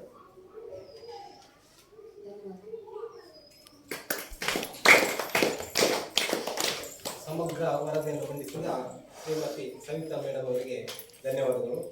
ಮುಂದೆ ಮಕ್ಕಳ ಪೋಷಕರು ಮತ್ತು ಜನಪ್ರತಿನಿಧಿಗಳಿದ್ದಾರೆ, ಅಧಿಕಾರಿಗಳಿದ್ದಾರೆ, ಅವರೊಟ್ಟಿಗೆ ಚರ್ಚೆ ಮಾಡಬೇಕು. ಏನಾದರೂ ಪ್ರಶ್ನೆ ಕೇಳಲಿಕ್ಕೆ ಕೇಳಬೇಕು ಅಥವಾ ಸಾಮಾಜಿಕ ಪರಿಸರದ ಬಗ್ಗೆ ಏನಾದರೂ ಡೌಟ್ ಇದ್ದರೆ ಕೇಳ್ಬೋದು. ಇದಾಗಿದೆ ಮೀಟಿಂಗ್ ಇದರಲ್ಲಿ. ಅವರಿಗೆ ಹಣದ ಅವಶ್ಯಕತೆ ಇದೆ. ಕ್ಲಾಸ್ ರೂಮ್ ಹೌದು, 2ನೇ ಕ್ಲಾಸ್ ಅದನ್ನು ಹಾಕಿಸೋದು, ಅದನ್ನು ಸ್ಟಾಕ್ ಮಾಡೋದು.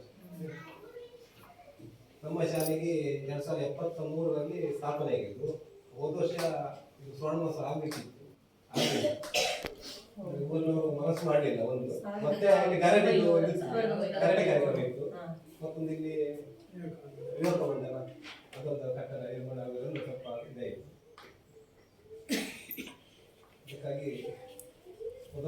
ಆರ್ಥಿಕ ಪರಿಸ್ಥಿತಿ ಬಾರಿ ಬಡವರು ಜಾಸ್ತಿ. ಅದು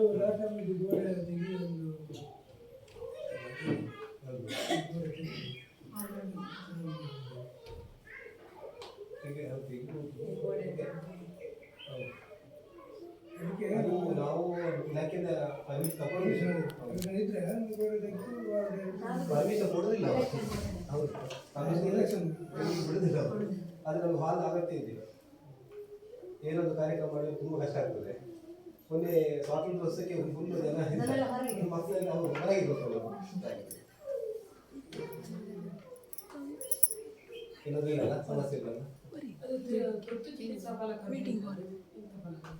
ಸಭೆ ಮಾಡಲು ಸಮಸ್ಯೆ ಅವಶ್ಯಕತೆ ಇದೆ. ಚಿಕಿತ್ಸಾ ಫಲಕ ಅಂತ ಹೇಳಿದ್ರಲ್ಲ, ಅದೇನು ಅಂತ ಹೇಳೋದು. ಬೋರ್ಡ್ ವೈದ್ಯಕೀಯ ಒಂದು ಫಸ್ಟ್ ಏಡ್ ಕಿಟ್ ಇರಬೇಕು ಅಂತ ಅದು ನಂಬರ್ಸ್ ಊರು ಪೆಟ್ಟಿ ಇತ್ತು, ಅದು ಇಲ್ಲ ಅದು ಅಂತ ದುಡ್ಡು ಮತ್ತೆ ಅಲ್ಲ ಸರ್, ಇದು ನಂಬರ್ಸ್. ಈಗ ನಂಬರ್ಸ್ ತುರ್ತು ಏನು ದೂರವಾಣಿ ಸಂಖ್ಯೆಗಳಿರುತ್ತೆ, ಅದನ್ನು ಹಾಕ್ಬೇಕು. ಅದು ಆಂಬುಲೆನ್ಸ್ ಮತ್ತೆ ಅಗ್ನಿಶಾಮಕ 109 ಇಂಪಾರ್ಟೆಂಟ್. ನಾನು ಮೊನ್ನೆ ಜುಲೈ ಲಾಸ್ಟಿಗೆ ಬಂದು 31ಕ್ಕೆ ಇಲ್ಲಿ ಬಂದು ಜಾಯ್ನ್ ಆಗಿದ್ದು. ಒಂದು ಪೇಪರ್ ಅಲ್ಲಿ ಟೈಪ್ ಮಾಡಿ ಹಾಕಿದ್ರೆ ಗಾರ್ಮೆಂಟ್ ಕೊಡ್ತಾರೆ, ಅದು ಇಲ್ಲ ಅಂತ ಗೊತ್ತಿಲ್ಲ. ಬೇರೆ ಅದು ಬೇಕು, ಆಕ್ಚುಲಿ ಅದು ಬೇಕು. ಅದು ಇರುತ್ತೆ ಶಾಲೆ, ನಿಮಗೆ ಸಿಕ್ಕಿಲ್ಲ ಅಂತ ಹೇಳಿ ಬೇರೆ ಕಡೆ ಅಲ್ಲಿ ಇದ್ರೆ ಅದನ್ನೇ ಒಂದು ಜೆರಾಕ್ಸ್ ಚಾರ್ಟಲ್ಲಿ ಹಾಕಿದ್ದೇವೆ. ಬೇರೆ ಅದನ್ನು ಸಹ ಬರ್ದಾಗ್ತದೆ. ಬಂದ್ಬಿಟ್ಟು ಏನು ವಿಶೇಷ ಇಲ್ಲ. ಅದೊಂದು ದಾಖಲು ಮಾಡ್ಕೊಳ್ಳಿ. ಏನ್ ರಂಗಮಂಟಪ ಬೇಡಿಕೆ ಅಂತ ಹೇಳಿದ್ರು, ನಿಮಗೆ ಹಾಲಿದ್ದು ಒಂದು ಬೇಡಿಕೆ ಹಾಲ್ ಮಾಡಬೇಕು. ನೀವು ಹಾಲ್ ಮಾಡಿದ್ರೆ ತರಗತಿಗೆ ಮತ್ತೆ ಅಲ್ಲ, ಎಲೆಕ್ಷನ್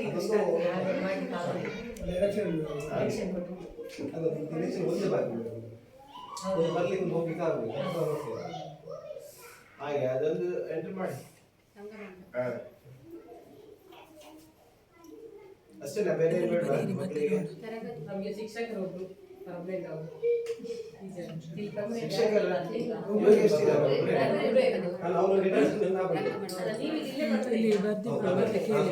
ಪಾಯಿಂಟ್ ಮತ್ತೊಂದು ಗೌರವ ಶಿಕ್ಷಕ ಎಲ್ಲಿ ಟೀಚರ್ ಕೊಡ್ಲಿಕ್ಕೆ ಟೀಚರ್ ಇಲ್ಲ. ಸುಲ್ಕೆರೆ ಮಗಳಿದ್ದ ಅಲ್ಲಿ 3 ಜನ ಇದ್ದೇವೆ ನಾವು, ಈಗ 2 ಅವರ ಬದಲಿಗೆ ಸುಲ್ಕೆರೆ ಗ್ರಾಮ ಪಂಚಾಯತ್ ಅಭಿವೃದ್ಧಿ ಅಧಿಕಾರಿ ಶ್ರೀಮತಿ ಗಾಯತ್ರಿ ಮೇಡಮ್ ನಮ್ಮನ್ನು ಉದ್ದೇಶಿಸಿ 2 ಹಿತವಚನ ನೀಡಬೇಕಾಗಿ ಕೇಳಿಕೊಳ್ತಿದೆ. ನೋಡೋಣ. ವೇದಿಕೆಯಲ್ಲಿರುವ ಎಲ್ಲ ನನ್ನ ಆತ್ಮೀಯರೇ ಹಾಗೂ ವೇದಿಕೆಯ ಮುಂಭಾಗದಲ್ಲಿ ಆಸೀನರಾಗಿರುವ ಎಲ್ಲ ಪೋಷಕರು ಹಾಗೂ ವಿದ್ಯಾರ್ಥಿಗಳು, ಬಹಳಷ್ಟು ಸಾಮಾಜಿಕ ಪರಿಶೋಧನೆ ಅಂದರೆ ಏನು, ಅದು ಯಾಕೆ ಮಾಡಬೇಕು ಅಂತ ಹೇಳೋದ್ರ ಬಗ್ಗೆ ಹರೀಶ್ ತಾಲೂಕು ಸಂಯೋಜಕರು, ಸಾಮಾಜಿಕ ಪರಿಶೋಧನೆ ತಾಲೂಕು ಸಂಯೋಜಕರು ಬಹಳಷ್ಟು ಮಾಹಿತಿಗಳನ್ನು ನೀಡಿದ್ದಾರೆ.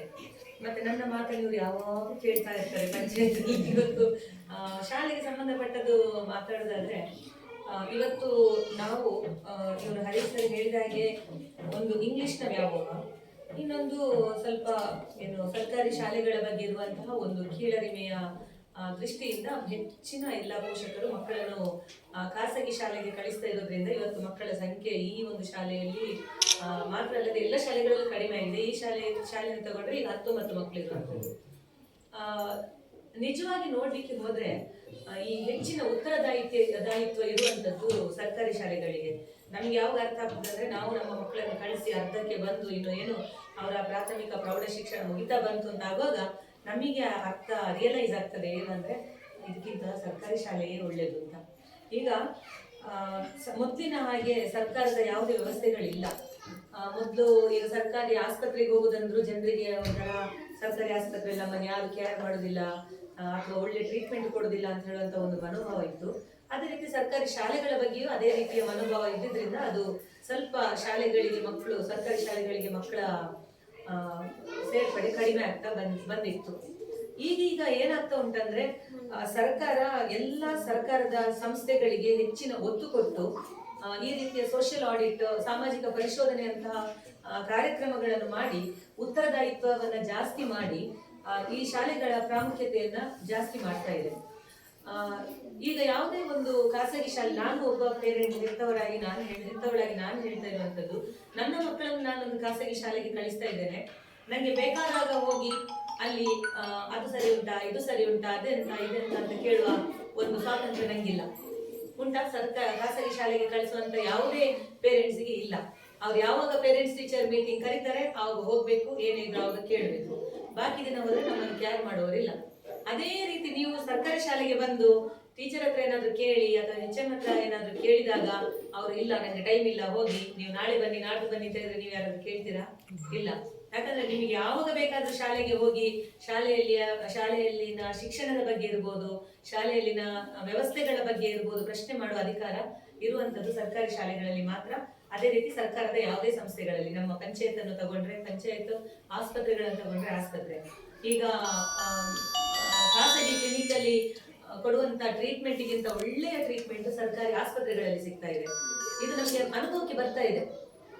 ಹಾಗಾಗಿ ಸರ್ಕಾರಿ ಶಾಲೆಗಳಲ್ಲಿ ಈಗ ಇಲ್ಲಿ ಪ್ರಾರಂಭ ಆಗಿರ್ಲಿಕ್ಕಿಲ್ಲ, ಕೆಲವು ಶಾಲೆಗಳಲ್ಲಿ ಇಂಗ್ಲಿಷ್ ಮೀಡಿಯಂ ಕೂಡ ಪ್ರಾರಂಭ ಆಗಿದೆ. ಬಡಗ ಕಾರಂದರಲ್ಲಿ ಆಗಿದೆ. ನಿಧಾನಕ್ಕೆ ಅದು ಎಲ್ಲ ಶಾಲೆಗಳಿಗೂ ಬರಬಹುದು. ಆದ್ರೆ ಒಂದೇ ಒಂದು ಅಸಮಾಧಾನ ಏನಂದ್ರೆ ಸರ್ಕಾರಿ ಶಾಲೆಗಳಲ್ಲಿ ಮಕ್ಕಳ ಸಂಖ್ಯೆ ಕಡಿಮೆ ಇರುವಂತದ್ದು. ಆದ್ರೆ ಇನ್ನೊಂದು ನಾನು ಇಲ್ಲಿ ಗಮನಿಸಿದಾಗ, ಯಾವತ್ತು ನಾನು ಗುಜ್ಜಾಡಿ ಶಾಲೆಗೆ ಇದು 2ನೇ ಸಲ ದಿನ ಬಂದದಷ್ಟೇ, ಜಾಸ್ತಿ ಬರ್ಲಿಲ್ಲ, ಬರುವಂತ ಅವಶ್ಯಕತೆನೂ ಬೀಳಲಿಲ್ಲ, ನಂಗೆ ಟೈಮ್ ಕೂಡ ಇಲ್ಲದೆ ಇರೋದ್ರಿಂದ ಬರ್ಬೇಕಾಗ್ತದೆ, ನಾವು ಬರ್ಬೇಕು, ನೋಡ್ಬೇಕು, ನಮಗೂ ಇದೆ ಶಾಲೆಗಳನ್ನು ಹೋಗಿ ವಿಸಿಟ್ ಮಾಡ್ಬೇಕು, ನೋಡ್ಬೇಕು ಅಂತ ಹೇಳುವಂಥದ್ದು. ನಾನು ಹೀಗೆ ಗಮನಿಸಿದಾಗ ಏನಾಗ್ತಾ ಉಂಟಂದ್ರೆ, ಇಲ್ಲಿ ಬಡ ಪೋಷಕರು, ಬಡ ಕುಟುಂಬಗಳು ಇರುವಂತದ್ದು ಹೌದು. ಆದ್ರೆ ಇಲ್ಲಿ ನೋಡಿದಾಗ ನನ್ನ ಒಂದು ಗಮನಕ್ಕೆ ಬರ್ತಾ ಇರೋದೇನಂದ್ರೆ, ಇಲ್ಲಿ ಸ್ವಲ್ಪ ಪೋಷಕರು ಅಥವಾ ಹಳೆ ವಿದ್ಯಾರ್ಥಿಗಳ ಏನು ಆ ಒಂದು ಒಡನಾಟ ಕಡಿಮೆ ಉಂಟು ಅಂತ ನಂಗೆ ಅನಿಸ್ತಾ ಇದೆ. ಅದು ಸತ್ಯವೋ ಸುಳ್ಳು ಅದು ನೀವೇ ಹೇಳ್ಬೇಕು. ಯಾಕಂದ್ರೆ ನಾನೇ ಓದಿದ ಶಾಲೆ, ನನ್ನ ನಾನು ಪ್ರಾಥಮಿಕ ಶಾಲೆ ಓದಿದ ಜಾಗದಲ್ಲಿ ಅದು ಪ್ರಾಥಮಿಕ ಯಾವುದೇ ಖಾಸಗಿ ಶಾಲೆಗಳಿಗಿಂತ ಕಡಿಮೆ ಇಲ್ಲ. ಖಾಸಗಿ ಶಾಲೆಗಳಿಗೆ ಕಾಂಪಿಟಿಷನ್ ಕೊಡುವ ರೀತಿಯಲ್ಲಿ ನಮ್ಮ ಶಾಲೆ ಇದೆ ಅಂತ ಎಷ್ಟೋ ಶಾಲೆಗಳು ಇವತ್ತಿದೆ. ಇವತ್ತು ಈ ಶಾಲೆ ಯಾವುದೋ ಒಂದು ವಿಷಯದಲ್ಲಿ ಹಿಂದುಳಿತಾ ಇದೆ ಅಂತ ಹೇಳಿದ್ರೆ ಸ್ವಲ್ಪ ಸಾರ್ವಜನಿಕರ ಅಥವಾ ಊರಿನವರ ಸಹಕಾರ ಕೂಡ ಕಡಿಮೆ ಇದೆ ಅಂತ ನನಗೆ ಅನಿಸ್ತಾ ಇದೆ. ಸ್ವಲ್ಪ ಎಲ್ಲ ರೀತಿಯಲ್ಲಿ ಹನಿಗೂಡಿದ್ರೆ ಮಾತ್ರ ಹಳ್ಳ ಆಗುದು. ಈಗ ಒಂದು ಕೊಠಡಿ ಇಲ್ಲ ಹೇಳಿದ್ರು, ಇದೇ ಶಾಲೆಯಲ್ಲಿ ಕಲಿತು ಇವತ್ತು ಉನ್ನತ ಸ್ಥಾನಕ್ಕೆ ಹೋದಂತಹ ಎಷ್ಟೋ ವಿದ್ಯಾರ್ಥಿಗಳು ಇಲ್ವಾ? ಖಂಡಿತ ಇದ್ದಾರೆ. ಅಂತವರನ್ನ, ಅದು ಶಿಕ್ಷಕರ ಜವಾಬ್ದಾರಿ ಸಹ ಹೌದು, ನಮ್ಮ SDMC ಯ ಜವಾಬ್ದಾರಿ ಕೂಡ ಹೌದು. ನಾವು ನಮ್ಮ ಜವಾಬ್ದಾರಿ ಆಯ್ತು, ಶಾಲೆಗೆ ಬಂದೆವು, SDMC ಮೀಟಿಂಗ್ ಮಾಡಿದೆವು, ಹೋದೆವು, ಅಲ್ಲಿಗೆ ಮುಗೀತು ಅಂತ ಬಿಟ್ರೆ ಖಂಡಿತ ಆಗುದಿಲ್ಲ. ನಮ್ಮ ಈಗ SDMC ಆ ಸಮಿತಿಗೂ ಶಾಲೆಯ ಎಲ್ಲ ಟೀಚರ್ಸಿಗೂ ಜವಾಬ್ದಾರಿ ಇದೆ. ಎಲ್ಲರನ್ನು ಸೇರಿಸಿ ನಾವು ಹೇಗೆ ಮಾಡ್ಬೋದು, ಹೇಗೆ ಚಂದ ಮಾಡ್ಬೋದು ಅಂತ ಹೇಳುವಂಥದ್ದನ್ನ ನಾವು ಕೂತು ಯೋಚನೆ ಮಾಡ್ಬೇಕಾಗ್ತದೆ. ಆ ಮೀಟಿಂಗ್ಗಳಲ್ಲಿ ಅದು ಚರ್ಚೆ ಆಗ್ಬೇಕಾಗ್ತದೆ. ಈಗ ಮೊದಲಿನಷ್ಟು ಕಷ್ಟ ಇಲ್ಲ, ಯಾರನ್ನು ಕೂಡ ದೂರವಾಣಿಯಲ್ಲಿ ಕರೆ ಮಾಡಿ ನಾವು ಸಂಪರ್ಕ ಮಾಡ್ಬೇಕು ಅಂತ ಇಲ್ಲ. ಈಗ ಎಲ್ಲರ ಹತ್ರ ವಾಟ್ಸ್ಆಪ್ ಇದೆ. ಒಂದೊಂದು ವಾಟ್ಸ್ಆಪ್ ಗ್ರೂಪ್ ಹಳೆ ವಿದ್ಯಾರ್ಥಿ ಸಂಘ ಇರ್ಬೋದು, ಇಲ್ಲಿ ಸಂಘ ಇರ್ಬೋದು, ಯಾರು ಮುಂದೆ ಬರ್ತಾ ಇಲ್ಲ ಅಂತಷ್ಟೇ. ಈಗ ನೋಡಿ, ಇಲ್ಲೊಂದು ಯಾವ್ದಾದ್ರು ಒಂದು ವ್ಯವಸ್ಥೆ, ಒಂದು ರಂಗಮಂಟಪ ಹೇಳಿದ್ರು, ರಂಗಮಂಟಪ ಇರ್ಬೋದು, ಕಾಂಪೌಂಡ್ ವ್ಯವಸ್ಥೆ ಇರ್ಬೋದು, ಇನ್ಯಾವುದೇ ಇರ್ಬೋದು, ಯಾವ ಶಾಲೆಗಳಲ್ಲೂ ಈ ಶಾಲೆಯಿಂದ ಕಲಿತು ಹೋದ ಯಾರೇ ವಿದ್ಯಾರ್ಥಿಗಳು, ಹಳೆ ವಿದ್ಯಾರ್ಥಿಗಳು ಇರ್ಬೋದು, ಉನ್ನತ ಸ್ಥಾನದಲ್ಲಿ ಇರ್ಬೋದು, ನಾನು ಕೊಡುದಿಲ್ಲ ಹೇಳುದಿಲ್ಲ, ಒಂದು 10,000, 15,000, 25,000, 50,000 ಕೊಡುವರಿದ್ದಾರೆ, ಲಕ್ಷಗಟ್ಟಲೆ ಕೊಡುವರಿದ್ದಾರೆ.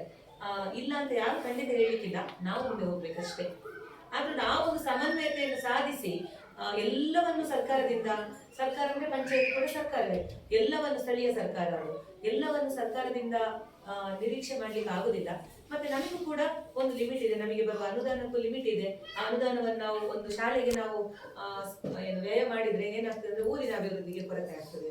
ಆದ್ರಿಂದ ನಮ್ಮ ಜನಪ್ರತಿನಿಧಿಗಳು ಏನ್ ಮಾಡ್ತಾರೆ ಅಂದ್ರೆ ಊರಿನ ಅಭಿವೃದ್ಧಿಯ ಬಗ್ಗೆ ನೋಡ್ತಾರೆ. ಶಾಲೆಯ ಅಭಿವೃದ್ಧಿ ಕೂಡ ಮುಖ್ಯವೇ, ಅದು ಅವರಿಗೂ ಗೊತ್ತಿದೆ.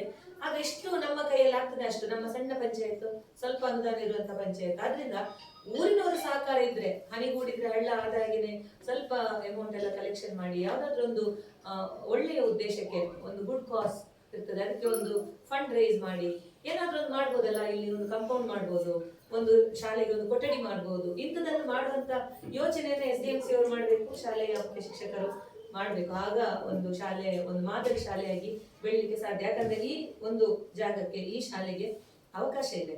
ಇಲ್ಲಿ ಮೂಲಭೂತ ಸೌಲಭ್ಯಗಳ ಕೊರತೆ ಇದೆ, ಅಥವಾ ಏನು ತುಂಬಾ ಹಿಂದುಳಿದ ಹಾಗೆ ಕಾಣ್ತಾ ಇದೆ. ಏನು ಸ್ವಲ್ಪ 19 ವಿದ್ಯಾರ್ಥಿಗಳಿದ್ದಾರೆ, ಒಬ್ಬರು ಟೀಚರ್ ಇದ್ದಾರೆ, ಅದೆಲ್ಲ ಸರಿ. ಆದ್ರೆ ವ್ಯವಸ್ಥೆಗಳು ಈಗಾಗಲೇ ಚರ್ಚೆ ಆಯ್ತಲ್ಲ ಯಾವ ವ್ಯವಸ್ಥೆಗಳು ಅಂತ. ನಮ್ಮಲ್ಲಿ ಕಾಂಪೌಂಡ್ ಇಲ್ಲ, ನಮ್ಮಲ್ಲಿ ಹಾಲ್ ಇಲ್ಲ, ಇಂಥದ್ದೆಲ್ಲ ವ್ಯವಸ್ಥೆಗಳನ್ನು ಸೇರಿಕೊಂಡು ಮಾಡಿದ್ರೆ ಒಂದು ಮಾದರಿ ಶಾಲೆಯನ್ನಾಗಿ ಮಾಡಿದ್ರೆ ಊರಿಗೆ ಹೆಸರದು, ಅದು ಟೀಚರಿಗೆ ಹೆಸರಲ್ಲ, ಊರಿನವರಿಗೆ ಹೆಸರು. ಇಂಥದ್ದನ್ನು ಮಾಡಿದ್ರೆ ಒಂದು ಮಾದರಿ ಆಗ್ಬೋದು ಅಂತ ನಾನು ಹೇಳ್ತಾ, ಇವತ್ತಿನ ಈ ಸೋಷಿಯಲ್ ಆಡಿಟ್ ನಲ್ಲಿ ಯಾವುದೇ ಪ್ರಶ್ನೆಗಳಿಲ್ಲ. ಯಾಕಂದ್ರೆ ನಾನು ಆಗ್ಲೇ ಹೇಳಿದೆ, ಇಲ್ಲಿ ದೊರೆಯುವಂತಹ ಏನು ಸರ್ಕಾರಿ ಶಾಲೆಗಳಲ್ಲಿ ದೊರೆಯುವಂತಹ ಗುಣಮಟ್ಟದ ಶಿಕ್ಷಣ ಇವತ್ತು ಖಾಸಗಿ ಶಾಲೆಗಳಲ್ಲಿ ದೊರೀತಾ ಇಲ್ಲ. ಇಲ್ಲಿ ಏನ್ ಬೇಕು ಏನು ಬೇಡ ಎಲ್ಲ ಉಂಟು. ನಾವು ದುಡ್ಡು ಕೊಟ್ಟು ಅಲ್ಲಿ ಟೀಚರ್ಸ್ ಕೈಯಿಂದ ಹೇಳಿಸಿಕೊಳ್ಳುವಂತ ಪರಿಸ್ಥಿತಿ. ಇಲ್ಲಿ ನಾವು ದುಡ್ಡು ಕೊಡದೆ ಒಳ್ಳೆಯ ರೀತಿಯ ಶಿಕ್ಷಣವನ್ನ ನಾವಿವತ್ತು ಪಡಿತಾ ಇದ್ದೇವೆ. ನಾನು ಕೂಡ ಸರ್ಕಾರಿ ಶಾಲೆಯಲ್ಲೇ ಓದಿ ನಾನು ಇವತ್ತು ಈ ಮಟ್ಟದಲ್ಲಿರುವಂತದ್ದು. ನಾನು ಅಂತ ದೊಡ್ಡದೇನಲ್ಲ, ನಮ್ಮಕ್ಕಿಂತ ಎಷ್ಟೋ ದೊಡ್ಡ ದೊಡ್ಡ ಪೋಸ್ಟ್ ಅಲ್ಲಿ ಇದ್ದಾರೆ, ದೊಡ್ಡ ದೊಡ್ಡ ಸಾಧನೆಗಳನ್ನು ಮಾಡಿದ್ದಾರೆ. ಇನ್ನು ಸರ್ಕಾರಿ ಶಾಲೆಗಳಲ್ಲಿ ಓದಿದವರು ಇದ್ದಾರೆ ಹೆಚ್ಚಾಗಿ. ಇಂಗ್ಲಿಷ್ ಮೀಡಿಯಂ ಓದವರು ಮಾತ್ರ ಅಲ್ಲ, ಇಂಗ್ಲಿಷ್ ಮೀಡಿಯಂ ಓದವರು ಇಂಜಿನಿಯರ್ಸ್, ಡಾಕ್ಟರ್ಸ್ ಆಗಿದ್ದಾರೆ. ಆದ್ರೆ ದೊಡ್ಡ ದೊಡ್ಡ ಹುದ್ದೆಗಳಿಗೆ, ಸರ್ಕಾರದ ಉನ್ನತ ಹುದ್ದೆಗಳಿಗೆ ಹೋದವರಲ್ಲಿ ಹೆಚ್ಚಿನವರು ಇರುವುದು ಸರ್ಕಾರಿ ಶಾಲೆಗಳಲ್ಲಿ ಓದಿದವರು. ಆದ್ರಿಂದ ಯಾವುದೇ ಕೀಳರಿಮೆ ಇಲ್ಲದೆ ಎಲ್ಲರೂ ಕೂಡ ಸರ್ಕಾರಿ ಶಾಲೆಗೆ ಮಕ್ಕಳನ್ನು ಕಳಿಸಬಹುದು. ನಾನು ಆಗ್ಲೇ ಹೇಳಿದೆ, ನೀವು ಯಾವ ಶಾಲೆಗೆ ಕಳಿಸ್ತಿದ್ರೆ ಕೇಳಬೇಡಿ, ನಾವು ಕಳಿಸಿದ ಮೇಲೆ ನಮಗೆ ಅರ್ಥ ಆಗಿದ್ದು. ಯಾಕಂದ್ರೆ ನಡುವಲ್ಲಿ ತಗೊಂಡೋಗಿ ನಾವು ಸರ್ಕಾರಿ ಶಾಲೆಗೆ ಸೇರಿಸ್ಲಿಕ್ಕೆ ಆಗುದಿಲ್ಲ. ನಮ್ಮ ಮಕ್ಕಳ ಭವಿಷ್ಯವನ್ನೇ ಹಾಳು ಮಾಡಿದಾಗೆ. ಕನ್ನಡ ಓದಕ್ಕೆ ಬರುದಿಲ್ಲ, ಸ್ವಲ್ಪ ಕಷ್ಟಪಟ್ಟು ಕನ್ನಡ ಓದಿಸ್ತಿದ್ದೇವೆ. ನಾವು ಅವ್ರನ್ನ ತಗೊಂಡೋಗಿ ಕಂಪ್ಲೀಟ್ ಕನ್ನಡ ಮಾಧ್ಯಮಕ್ಕೆ ಹಾಕಿದ್ರೆ ಮತ್ತೆ ನಾವು ಕೆಲಸ ಬಿಟ್ಟು ಮನೆಯಲ್ಲೇ ಕುತ್ಕೊಳ್ಬೇಕಾಗ್ಬೋದು. ಇಂಥ ಪರಿಸ್ಥಿತಿ ನಮ್ದಿದೆ. ಆದ್ರೆ ಯಾರು ಕಳಿಸಿದಿರಿ, ನಿಜವಾಗಿ ನೀವು ಒಳ್ಳೆ ನಿರ್ಧಾರವನ್ನು ಮಾಡಿದಿರಿ. ನಿಮಗೆ ಇನ್ನೊಂದು ಕೋಟ ಇದೆ, ಸರ್ಕಾರಿ ಉದ್ಯೋಗ ಸಿಗುವಾಗ ಕನ್ನಡ ಮಾಧ್ಯಮ ಅಂತ ಕೋಟ ಇದೆ. ಆ ಕನ್ನಡ ಮಾಧ್ಯಮ ರಿಸರ್ವೇಶನ್ ಇದೆ. ಗ್ರಾಮೀಣ, ಇದು ಗ್ರಾಮೀಣ ಭಾಗದ ಶಾಲೆ, ಗ್ರಾಮೀಣ ರಿಸರ್ವೇಶನ್ ಇದೆ. ನಾವು ಬೇಟೆಗೆ ಕಳಿಸ್ತೇವೆ, ಗ್ರಾಮೀಣ ಇಲ್ಲ, ಕನ್ನಡ ಮಾಧ್ಯಮ ಇಲ್ಲ, ನಮಗೆ ಜನರಲ್ ಅಲ್ಲೇ ಸೆಲೆಕ್ಷನ್ ಆಗ್ಬೇಕು. ಆ ಒಂದು ಅವಕಾಶ ನಿಮಗಿದೆ, ನಿಮ್ಮ ಮಕ್ಕಳಿಗಿದೆ. ನಿಮ್ಮ ಮಕ್ಕಳು ನಾಳೆ ಯಾವ್ದಾದ್ರು ಸರ್ಕಾರಿ ಹುದ್ದೆಗೆ ಆಕಾಂಕ್ಷಿಗಳಾದ್ರೆ, ಟೀಚರೇ ಇರ್ಬೋದು, PDOನೇ ಇರ್ಬೋದು, ಸೆಕ್ರೆಟರಿ ಇರ್ಬೋದು, VMO ಇರ್ಬೋದು, ಒಳ್ಳೆ ಮಾರ್ಕ್ ತೆಗಿಬೇಕಷ್ಟೇ.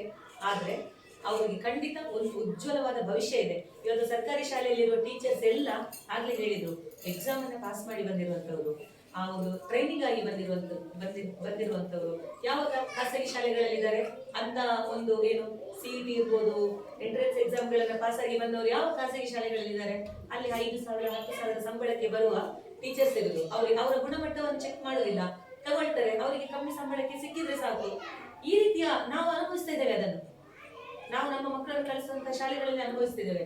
ಇಲ್ಲಿ ಟೀಚರ್ಗಳ ಕ್ವಾಲಿಟಿ ಚೆನ್ನಾಗಿದೆ, ಗುಣಮಟ್ಟ ಚೆನ್ನಾಗಿದೆ. ಆದ್ರಿಂದ ನಿಮ್ಮ ಮಕ್ಕಳಿಗೆ ಯಾವುದೇ ಆತಂಕ ಇಲ್ಲದೆ ಒಳ್ಳೆ ಶಿಕ್ಷಣ ಸಿಗ್ತದೆ, ಒಳ್ಳೆ ಭವಿಷ್ಯ ಅವರಿಗೆ ಇರ್ತದೆ ಅಂತ ಹೇಳ್ತಾ, ಎಲ್ಲರೂ ಕೂಡ ಶಾಲೆಯ ಎಲ್ಲ ಆಗುಹೋಗುಗಳಲ್ಲಿ ಭಾಗವಹಿಸಬೇಕು.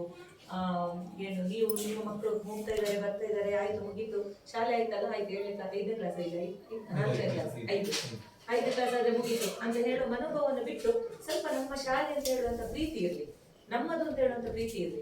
ಸ್ವಲ್ಪ ಏನು ನಾವು ದುಡಿತೇವೆ, ವರ್ಷ ಇಡೀ ದುಡಿದು ನಮ್ಮ ದುಡಿಮೆಯ ಒಂದು ಸ್ವಲ್ಪ ಭಾಗವನ್ನ ನಾವು ಸಮಾಜಕ್ಕೆ ಮೀಸಲಿಡ್ಬೇಕಂತೆ. ಆಗ ಮಾತ್ರ ಸಾರ್ಥಕ ಆಗುದು. ಸಮಾಜ ಅಂದ್ರೆ ಶಾಲೆ ಕೂಡ ಒಂದು ಸಮಾಜವೇ. ನಾವು ಶಿಕ್ಷಣಕ್ಕೆ ಏನು ವಿದ್ಯಾದಾನ ಮಾಡಿದ ಹಾಗೆ ಆಗ್ತದೆ. ಅದು ಯಾವುದೇ ಕೊಡುಗೆ ನೀವು ಕೊಡಿ ಶಾಲೆಗೆ, ಅದು ವಿದ್ಯಾದಾನದಲ್ಲಿ ನಿಮ್ಮ ಒಂದು ಪಾತ್ರ ಇದ್ದಾಗ ಆಗ್ತದೆ. ಆದ್ರಿಂದ ಇದನ್ನು ನೀವೆಲ್ಲರಿಗೆ ಹೇಳ್ತಾ, ನೀವು ನಿಮ್ಮ ಊರಿನ ಜನರನ್ನು ಒಟ್ಟು ಮಾಡಿ ಏನೋ ಒಂದು ವಿಶಿಷ್ಟವಾಗಿ ಈ ಶಾಲೆಯಲ್ಲಿ ಮಾಡಿ, ಈ ಶಾಲೆ ಒಂದು ಮಾದರಿಯಾಗಿ ಮಾಡಬೇಕು ಅಂತ ಹೇಳಿ ನಾನು ಕೇಳಿಕೊಳ್ತಾ ಇದ್ದೇನೆ. ನನ್ನ ಒಂದು ಆಶಯ ಕೂಡ ಇದು. ನಾವು ಪಂಚಾಯತಿಂದ ಎಷ್ಟಾಗ್ತದೆ ಅಷ್ಟೇ ಮಾಡ್ಬೋದು, ಆದ್ರೆ ಉಳಿದದನ್ನು ನೀವು ಮಾಡ್ಬೇಕಾಗ್ತದೆ. ಸರ್ಕಾರದಿಂದ ಎಲ್ಲ ಎಕ್ಸ್ಪೆಕ್ಟ್ ಮಾಡ್ಲಿಕ್ಕೆ ಆಗುದಿಲ್ಲ ಅಂತ ಹೇಳ್ತಾ, ಇವತ್ತಿನ ಅನಿವಾರ್ಯ ಕಾರಣದಿಂದ ನಾನಿವತ್ತು ಈ ಇದರದ್ದು ಮಾರ್ಗದರ್ಶಿ ಅಧಿಕಾರಿಯಾಗಿ ಬಂದದ್ದು. ನಿಜವಾಗಿ ನಾನು ಮಾರ್ಗದರ್ಶಿ ಅಧಿಕಾರಿ ಅಲ್ಲ ಇವತ್ತು. ಆದ್ರಿಂದ ಈ ಒಂದು ಸಭೆಯನ್ನ ಚೆನ್ನಾಗಿ ನಡೆಸಿಕೊಟ್ಟಿದ್ದೀರಿ. ಎಲ್ಲರಿಗೂ ಧನ್ಯವಾದಗಳನ್ನು ಹೇಳ್ತಾ, ಎಲ್ಲ ಟೀಮಿಗೂ ಹಾಗೂ ನಿಮ್ಮ ಎಲ್ಲ ಪೋಷಕರಿಗೂ ಧನ್ಯವಾದಗಳನ್ನು ಹೇಳ್ತಾ ನನ್ನ 2 ಮಾತುಗಳನ್ನು ಮುಗಿಸ್ತೇನೆ. ಧನ್ಯವಾದ. ಇಲ್ಲಿ ಊರಿನ ಜನರು ತುಂಬ ಒಳ್ಳೆಯವರು. ಅಧ್ಯಕ್ಷರು ಅವರು ಪ್ರತಿನಿಧಿಗಳು ಶಾಲೆ ಮುಂದೆ ಏನೆಲ್ಲ ವ್ಯವಸ್ಥೆ ಬೇಕಂತ ಕೇಳ್ತಿದ್ದಾರೆ. ಹಾಗೆ ಉಪಾಧ್ಯಕ್ಷರ ಶುಭಕರರು, ನನ್ನ ವಿದ್ಯಾರ್ಥಿ ಬಡಕಾಲದ ವಿದ್ಯಾರ್ಥಿ ಆಗಿರುವ ಸೊ ಹೇಳ್ತಾರೆ. ಮತ್ತೆ ಮೊನ್ನೆ ತರಕಾರಿದ್ದು ಸಮತಟ್ಟು ಮಾಡಿ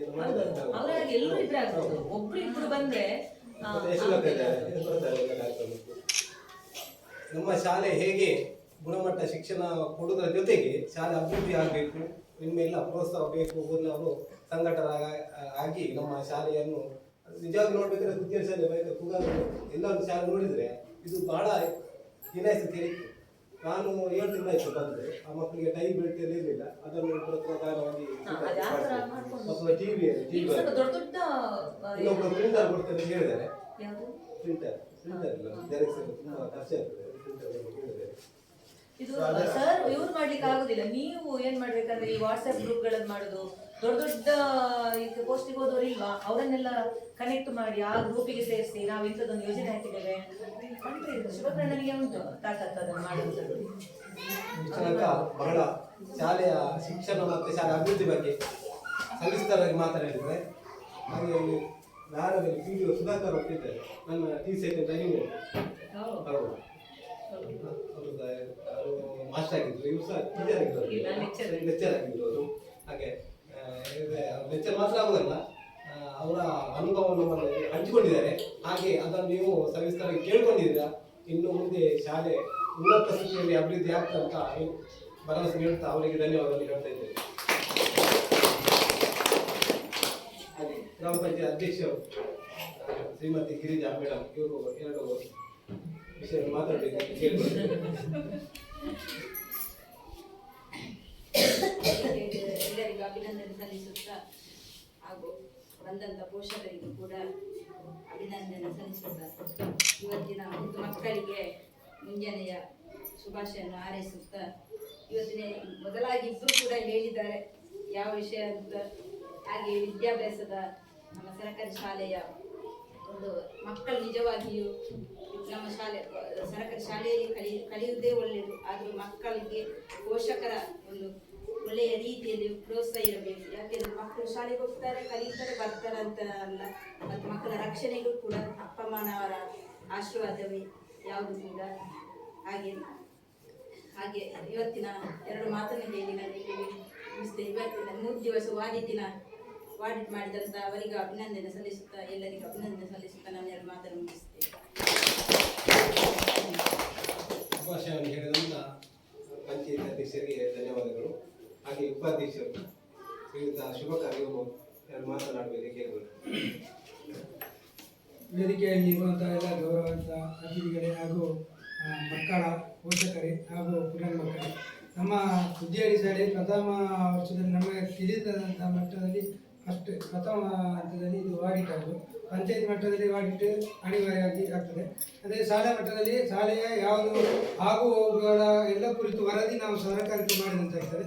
ಅದೇ ರೀತಿ ಇವರು ಮೇಡಮ್ ಹೇಳಿದರು. ಅದೇ ಶಾಲೆಯ ಮಕ್ಕಳ ಬಗ್ಗೆ ಹೇಳೋದಾದ್ರೆ ಮೊದಲಾಗಿ ನಮ್ಮದು ಕಿವಿಮಾತು. ನಾನು ಕೂಡ ಏನಂತ ಹೇಳಿದರೆ ಬೆಳಿಗ್ಗೆ ಎದ್ದು ಈ ಮಕ್ಕಳ ಜೊತೆ ಇರುವಾಗ ನಾವು ಈಗಿನ ಪ್ರಸ್ತುತ ಸ್ಥಿತಿ ಏನಂತ ಹೇಳಿದರೆ ಬೆಳಿಗ್ಗೆ ಎದ್ದು ನಾವು ಮೊಬೈಲ್ ಎತ್ತುವಾಗ ನಮ್ಮ ಮಕ್ಕಳು ಅದನ್ನೇ ಕಂಟಿನ್ಯೂ ಮಾಡ್ತಾರೆ. ನಾನು ಬೆಳಿಗ್ಗೆ ಎದ್ದು ನಾನು ಫಸ್ಟ್ ನನ್ನ ಮಗನ ನೋಡ್ತೇನೆ, ಅವನು ಹೇಳುವಾಗ ಭಕ್ತಿ ಇದ್ದ ಮೊದಲು ಇಡ್ತೇನೆ. ಅದೀಗ ಅದು ಕಂಟಿನ್ಯೂ ಮಾಡ್ತೇನೆ. ಅವನು ಶ್ರೀರಾಮ ಶಾಲೆಗೆ ಹೋಗೋದ್ರಿಂದ ಬೆಳಿಗ್ಗೆ ಎದ್ದು ದೇವರಿಗೆ ದೀಪ ಇಟ್ಟು ಮತ್ತೆ ತಂದೆ ತಾಯಿಗೆ ಕಾಲಿಗೆ ಅಡ್ಡ ಬಿದ್ದು ಮತ್ತೆ ಶಾಲೆಗೆ ಹೋಗುದು. ಈ ನಮ್ಮ ಮಕ್ಕಳಿಗೆ ಏನು ಮಾಡಬೇಕಂತ ಹೇಳಿದ್ರೆ ಬೆಳಿಗ್ಗೆ ಎದ್ದು ನಾವು ಮೊಬೈಲ್ ಓದಿದ್ರೆ ಅದು ಕೂಡ ಕಂಟಿನ್ಯೂ ಆಗಿ ಮಕ್ಕಳು ಮೊಬೈಲನ್ನೇ ಅನುಸರಿಸ್ತಾರೆ. ನಾವು ಪುಸ್ತಕ ಓದಿದ್ರೆ ಪುಸ್ತಕ.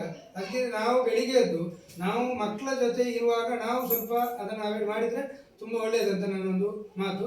ಮಕ್ಕಳಿಗೆ ನಾವು ಮೊಬೈಲ್ ಬೆಳಿಗ್ಗೆ ಎದ್ದೊಂದು 8 ಗಂಟೆಯಿಂದ 6 ಗಂಟೆಯಿಂದ 8 ಗಂಟೆಯಿಂದ ಭಕ್ತಿಗೀತೆಯ ಬೇರೆ ಒಂದು ಭಗವದ್ಗೀತೆಯ ಅದೆಲ್ಲ ನೋಡಿದರೆ ಅದು ನೋಡ್ಬೋದು. ನಾವು ಹೇಗಿರ್ತೇವೆ ಆದರೆ ಮಕ್ಕಳು ನಮ್ಮ ಅನುಸರಿಸ್ತಾರೆ. ಅದಕ್ಕಾಗಿ ನಾವು ಹೇಳಿದ್ರೆ ಸ್ವಲ್ಪ ಮೊಬೈಲ್, ನಾನು ಕೂಡ ಅಷ್ಟೇ, ನಾನು ನಿಮಗೆ 7 ವರ್ಷ ದೊಡ್ಡ ಜನ ಅಲ್ಲ, ಆದರೂ ನಾವು ಬೆಳಿಗ್ಗೆ ಮಕ್ಕಳ ಜೊತೆ ಮೊಬೈಲನ್ನು ಸ್ವಲ್ಪ ಅವಾಯ್ಡ್ ಮಾಡೋದು, ಕಡಿಮೆ ಮಾಡುವ. ಅದೇ ರೀತಿ ನಮ್ಮ ಶಾಲೆಗೆ ನಮ್ಮ ಗುರುಗಳು ಹೇಳಿದ್ದಾರೆ ಕಂಪೌಂಡ್ನ ವ್ಯವಸ್ಥೆ ಇದೆ. ಈಗ ಬರುವಾಗ ಮೇಡಮ್ ಹತ್ರ ಮಾತಾಡಿದೆ, ಏನಾದರೂ ಎಷ್ಟು 15 ಫೈನಾನ್ಸಲ್ಲಿ ಸ್ವಲ್ಪ ಹಣ ಇಟ್ಟು ಮಾಡುವಂಥ ಮತ್ತೊಂದಲ್ಲಿ ರೋಡಿನ ವ್ಯವಸ್ಥೆ ಇನ್ನು ಮುಂಬರುವ ದಿನಗಳಲ್ಲಿ ಮಾಡುವಂಥ ಪ್ರಯತ್ನ ಮಾಡ್ತೇವೆ. ಅವಕಾಶಕ್ಕೆ ಧನ್ಯವಾದ. 2 ಮಾತುಗಳು ನೂಲಿನಂತೆ ಸೀರೆ, ತಂದೆ ತಾಯಿಯಂತೆ ಮಕ್ಕಳಂತೆ. ಯಾಕಂದರೆ ತಂದೆ ತಾಯಿ ಒಳ್ಳೆಯ ಸಂಸ್ಕಾರದಲ್ಲಿ ಮಕ್ಕಳನ್ನು ಬೆಳೆಸಿದರೆ, ಸಂಸ್ಕಾರ ಕೊಟ್ಟರೆ ಮಕ್ಕಳು ಸಹ ಅದೇ ರೀತಿ ಆಗ್ತಾರೆ. ಅದಕ್ಕಾಗಿ ನಾವೊಂದು ಕಾರ್ಯಕ್ರಮ ಹಮ್ಮಿಕೊಂಡಿದ್ದೆ. ಬೆಳಿಗ್ಗೆ ಮಕ್ಕಳಿಗೆ ಭಗವದ್ಗೀತೆ ಬಾಯ್ಪಟ ಹೇಳ್ತಾರೆ, ಒಂದು ಶ್ಲೋಕ ಎಲ್ಲರಿಗೂ ಬಾಯ್ಪಟ ಹೋಗ್ತದೆ. ಅದೇ ರೀತಿ ಗಾಯತ್ರಿ ಮಂತ್ರ ಡೈಲಿ ಹೇಳ್ತಾರೆ. ಮತ್ತೆ ನಲಿಕಲ್ಲಿ ಒಂದು ಶ್ಲೋಕ ಪ್ರಾರ್ಥನೆ ಡೈಲಿ ಮಾಡುವಂಥದ್ದು. ಅದೇ ರೀತಿ ಎಕ್ಸಸೈಸ್ ಮಾಡ್ತಾರೆ. ಯಾಕಂದರೆ ಅದು ನಮ್ಮ ನಿಜವಾಗಿ ಹೇಳಿಕೊಡ್ಬೇಕಂತಿಲ್ಲ ನಮಗೆ, ನಮ್ಮ ಸರ್ಕ್ಯುಲರ್ ಇಲ್ಲ. ನಾವು ಇತರ ಚಟುವಟಿಕೆಗಳು ತುಂಬ ಮಕ್ಕಳು ಬಳಸ್ಕೊಳ್ತೇವೆ. ಯಾಕಂದರೆ ನಾವು ಶ್ರೀರಾಮ ಶಾಲೆಗೆ ಮಕ್ಕಳಿಗೆ ಹೋಗ್ತಾರೆ ಅಂತ ಗೊತ್ತೇ ಇದೆ ನಮಗೆ. ಅದೇ ನಾವು ಯಾಕೆ ಆ ಸಂಸ್ಕಾರವನ್ನು ಬೆಳೆಸಬಾರ್ದು ಅಂತ ದೃಷ್ಟಿಯಿಂದ ಹೇಳ್ತಾರೆ.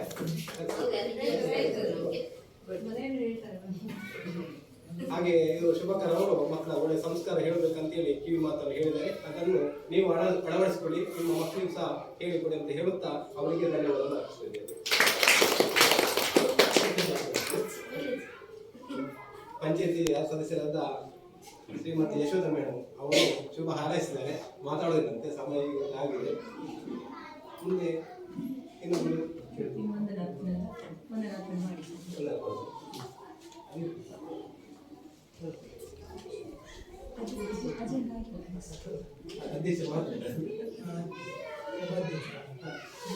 ಅಧ್ಯಕ್ಷರು ಬರಲಿಲ್ಲ, ಅದರಲ್ಲಿ ಉಪಾಧ್ಯಕ್ಷರು ಶ್ರೀಮತಿ ತುಳಸಿ ಮೇಡಮ್. ಎರಡು ವಾರ ಹೌದು ಕ್ರಿಯೇಟಿವ್ ಆಗಿರ್ಬೇಕು ಮೇಡಮ್. ಸ್ವಲ್ಪ ಚಿಂತೆ ಅವ್ರು ಟೀಚರ್ ಆಗಿದ್ರು ಈ ಶಾಲೆ. ಹೌದಾ? ಆಯ್ತು, ನಿಮ್ಮ ಸ್ವಲ್ಪ ಅನುಭವ ಹಂಚ್ಕೊಳ್ಳಿ. ನೀವು ನಿಮ್ಮ ಹತ್ರ ಯಾಕೆ ಹೇಳಿದಂದ್ರೆ, ನೀವು ಈಗ ಮಾತಾಡಿದ್ರೆ ಇನ್ನೊಂದು ಕಡೆ ಹೋಗಿ ಮಾತಾಡ್ತೀರಿ, ಸ್ವಲ್ಪ ಧೈರ್ಯ ಬರ್ತದೆ. ಅಂದ್ರೆ ಈಗ ಮೇಡಮ್ ಹೇಳಿದ್ರಲ್ವಾ, ಇಲ್ಲಿ ನಮ್ಮ ಗ್ರಾಮದಲ್ಲಿ ಇರೋದು 180 ಮನೆ. ಈ ಸಲ ಕಳೆದ ವರ್ಷ ಗರಡಿ ಆಗಿದೆ, ಮೊದಲ ಮನೆಯಿಂದ 5,000 ಕೊಟ್ಟಿದ್ದಾರೆ ಎಲ್ಲರೂ. ಈ ವರ್ಷ ಇದು ಪ್ರಯೋಗ ಮಾಡಲಾಗ್ತಾ ಉಂಟು. ಹಾಗೆ ಒಂದೊಂದು ಆಗ್ತಾ ಬರುವಾಗ ಮುಂದೆ ಮುಂದೆ ಶಾಲೆದು ಒಂದು ವರ್ಷ ನೋಡಿ, ಈ ವರ್ಷ ಶಾಲೆದು ಸುವರ್ಣ ಮಹೋತ್ಸವ ಇತ್ತಂತೆ. ಆ ಸುವರ್ಣ ಮಹೋತ್ಸವವನ್ನು ಈ ವರ್ಷ ಮಾಡಿ ಅಥವಾ ನೆಕ್ಸ್ಟ್ ವರ್ಷ ಮಾಡಿ, ಅವಾಗೆಲ್ಲ ಸೇರ್ಕೊಂಡು ನೆಕ್ಸ್ಟ್ ವರ್ಷ ಮಾಡಿ. ಸಹಕಾರ ತಗೊಳ್ಳಿ. ಈಗ ಗರಡಿದು ಮಾಡಿದ್ರೆ ಎಲ್ಲರೂ ಸೇರಿದ್ರಿ, ಇಲ್ಲ ಬಹಿರ ಮಂದಿರ ಮಾಡಿದ್ರೆ ಎಲ್ಲರೂ ಸೇರಿದ್ರಿ. ಈ ಸಲ ಶಾಲೆದ ಪ್ರಾಜೆಕ್ಟ್ ತಗೊಳ್ಳಿ. ಈ ಸಲ ಅದನ್ನು ಮುಂದುವರೆದ ಮೇಲೆ ಬರುವ ವರ್ಷ ನೋಡುವ. ಎಲ್ಲ SDMC ಇಲ್ಲಿ ಯಾರಿದ್ದಾರೆ ಅದ್ರ ಮಾತಾಡಿ ನಾವು ಮಾಡ್ತೇವೆ ಅಂತ ಹೇಳ್ತೇವೆ. ಮತ್ತೆ ಇದು ಸಹ ಶಿಕ್ಷಕರೊಬ್ರು ನಮ್ಗೆ ಇನ್ನೊಬ್ರು ಬಂದ್ರೆ ಒಳ್ಳೇದಿತ್ತು. ಇವ್ರು ಮೀಟಿಂಗ್ ಹೋದ್ರೆ ಅಲ್ಲ ಪರ್ಮನೆಂಟ್ ಆಗಿ ಇಬ್ರು ಟೀಚರ್ಸ್ ಗಳಿದ್ರೆ ನಮ್ಗೆ ಮಕ್ಕಳಿಗೆ ಕಳಿಸ್ಲಿಕ್ಕೆ ಸಹ ಇನ್ನು ಯಾರಾದ್ರೂ ಬರುವವರು ಇದ್ರೆ ಸಹ ಇಲ್ಲಿ ಕಳಿಸಿದ್ರೆ ಧೈರ್ಯವಾಗಿ ಹೇಳ್ಬೋದಲ್ಲ. ಇಲ್ಲದ್ರೆ ಬೇರೆ ಹೆಚ್ಚಿನ ಶಾಲೆ ಇಲ್ಲಿ ಬಡಗಾರದ ಶಾಲೆಗೆ ಹೋಗ್ತಾ ಇದ್ದಾರೆ ಮಕ್ಕಳು, ಅವರನ್ನು ಹೀಗೆ ಕಳಿಸ್ಬೋದು ಹೇಳಿ ನನ್ನೆರಡು ಮಾತಾಡಿ. ಶಿಕ್ಷಕರನ್ನು ಕೇಳ್ಬೋದು, ಅದು ನಿಮ್ಮಲ್ಲೇ ಇದೆ. ಮಕ್ಕಳ ಸಂಖ್ಯೆ ಜಾಸ್ತಿ. ಸರ್ಕಾರ ನಿಯಮ ಪ್ರಕಾರ 1 ರಿಂದ 5, 35 ಕಡಿಮೆ ಮಕ್ಕಳಿಗೆ 2 ಶಿಕ್ಷಕರು ಅಷ್ಟೇ. ಮಕ್ಕಳ ಸಂಖ್ಯೆ ಜಾಸ್ತಿ ಬೇಡಿಕೆ ಜಮೀನು ಇರುತ್ತೆ, ಆಗ್ತದೆ. ನಮ್ಮ ಉಪಾಧ್ಯಕ್ಷರು ಈ ಶಾಲೆಯಲ್ಲಿ ಅತಿಥಿ ಶಿಕ್ಷಕರಿಗೆ ತುಂಬ ವರ್ಷ ಕೆಲಸ ಮಾಡಿದ್ದಾರೆ. ಮತ್ತೆ ವಿಶೇಷ ಮಕ್ಕಳ ಬಗ್ಗೆ ತಾಲೂಕು ಸಂಪನ್ಮೂಲ ವ್ಯಕ್ತಿಯಾಗಿ ಭಾಗವಹಿಸಿದ್ದಾರೆ. ಅವರು ಇವತ್ತು ಉಪಾಧ್ಯಕ್ಷರಾಗಿ ನಮ್ಮ ಅಧ್ಯಕ್ಷರನ್ನು ವಹಿಸಿಕೊಂಡಿದ್ದಾರೆ. ಅವರಿಗೆ ನಮ್ಮ ಶಾಲಾ ಪರವಾಗಿ ಧನ್ಯವಾದ. ಹಾಗೆ ನನ್ನ ಬಲಗೈ ಒಂದು ವ್ಯಕ್ತಿ ಅಂದರೆ ನಮ್ಮ ಗೆಸ್ಟ್ ಟೀಚರ್ ಅಧ್ಯಕ್ಷರು. ಎಲ್ಲವನ್ನು ಬೆಳಿಗ್ಗೆ 9 ಗಂಟೆ ಬಂದು ಈ ಶಾಲೆಯನ್ನು ಗುಡಿಸಿ ಸ್ವಚ್ಛಗೊಳಿಸಿ ಮಕ್ಕಳಿಗೆ ಮಾಡುವ ಕೆಲಸ ಎಲ್ಲ ಅವರು ಮಾಡ್ತಾರೆ. ಅವರು ಸಿರಿಯಿಂದ ಬರಬೇಕು ಪಾಪ, ಅವರಿಗೆ ತಿಂಗಳಿಗೆ 10,000 ಕೊಟ್ಟು ಅಷ್ಟೇ ಸಂಬಳ ಕೊಡ್ಬೋದು. ಆದರೆ ಅವರಿಗೆ ಸಭೆಗೆ ಸಂಬಳವೂ ಸಹ ಆಗ್ತಿರಲಿಲ್ಲ. ಅಂದರೆ ಅಷ್ಟು ಸಮಸ್ಯೆಗಳಿದ್ದಾರೆ ಅವರು. ಅವರ ಕಷ್ಟವನ್ನು ಬದಿಗಿಟ್ಟು ಶಾಲೆಗೆ ಸರ್ವತೋಮುಖ ಅಭಿವೃದ್ಧಿಗೆ ಪಣ ತೊಟ್ಟಿದ್ದಾರೆ. ಕುಮಾರಿ ರೇಖಾ ಅವರ ಒಳ್ಳೆ ರೀತಿಯಲ್ಲಿ ಮಕ್ಕಳಿಗೆ ಪೋಷಕರ ಮನೆಗೆ ಬಂದಿದ್ದಾರೆ. ಆ ಟೀಚರ್ ತುಂಬ ಒಳ್ಳೆಯವರು ಅಂತ ಹೇಳಿದಾರಂತೆ. ಅದು ನಮ್ಗೆ ಬಹಳ ಖುಷಿ ಆಯಿತು. ಯಾಕಂದರೆ ನೀವು ನಮಗೆ ಕೊಡುವ ದೊಡ್ಡ ಬಹುಮಾನ ಅಂದರೆ ಅಧ್ಯಾಪಕರು ಒಳ್ಳೆ ರೀತಿ ಪಾಠ ಮಾಡ್ತಾರೆ, ಒಳ್ಳೆ ರೀತಿ ಇದ್ದಾರೆ ಅಂತ ಹೇಳಿದರೆ ಅದೇ ದೊಡ್ಡ ನಮಗೆ ಸನ್ಮಾನ. ಅದಕ್ಕೆ ದೊಡ್ಡ ಸನ್ಮಾನ ಇಲ್ಲ. ಅವರು ಅಂತ ಶಿಕ್ಷಕರು ನಮ್ಮ ಶಾಲೆಯಲ್ಲಿ ನಮ್ಮ ಪುಣ್ಯ ಅಂತ ಹೇಳ್ಬೋದು. ಈಗ ಎಲ್ಲರಿಗೂ ಧನ್ಯವಾದ ಹೇಳಲಿಕ್ಕೆ ಬರ್ತಿದ್ದಾರೆ ನಮ್ಮ ಗೆಸ್ಟ್ ಟೀಚರ್ ಕುಮಾರಿ ರೇಖಾ ಅವರು. ಎಲ್ಲರಿಗೂ ಶುಭ ಮಧ್ಯಾಹ್ನ. ಶಾಲಾ ಪೋಷಕರ ಸಭೆಯ ಉಪಾಧ್ಯಕ್ಷತೆಯನ್ನು ವಹಿಸಿದಂತಹ ನಮ್ಮ SDMC ಉಪಾಧ್ಯಕ್ಷರಾದ ಶ್ರೀಮತಿ ತುಳಸಿ ಅವರಿಗೆ ನಮ್ಮ ಶಾಲಾ ಪರವಾಗಿ ವಂದನೆಗಳು. ಇಂದಿನ ಸಭೆಯಲ್ಲಿ ಭಾಗಿಯಾದ ಶ್ರೀಮತಿ ಗಿರಿಜಾ ಅಧ್ಯಕ್ಷರು, ಗ್ರಾಮ ಪಂಚಾಯತ್ ಸುಕ್ಕೇರಿ ಇವರಿಗೂ ನಮ್ಮ ಶಾಲೆಯ ಪರವಾಗಿ ತುಂಬು ಹೃದಯದ ವಂದನೆಗಳು. ಇಂದಿನ ಸಭೆಯಲ್ಲಿ ಭಾಗವಹಿಸಿದ ಶ್ರೀ ಶುಭಕರ ಉಪಾಧ್ಯಕ್ಷರು, ಗ್ರಾಮ ಪಂಚಾಯತ್ ಸುಕ್ಕೇರಿ ಇವರಿಗೂ ನಮ್ಮ ಶಾಲೆಯ ಪರವಾಗಿ ತುಂಬು ಹೃದಯದ ವಂದನೆಗಳು.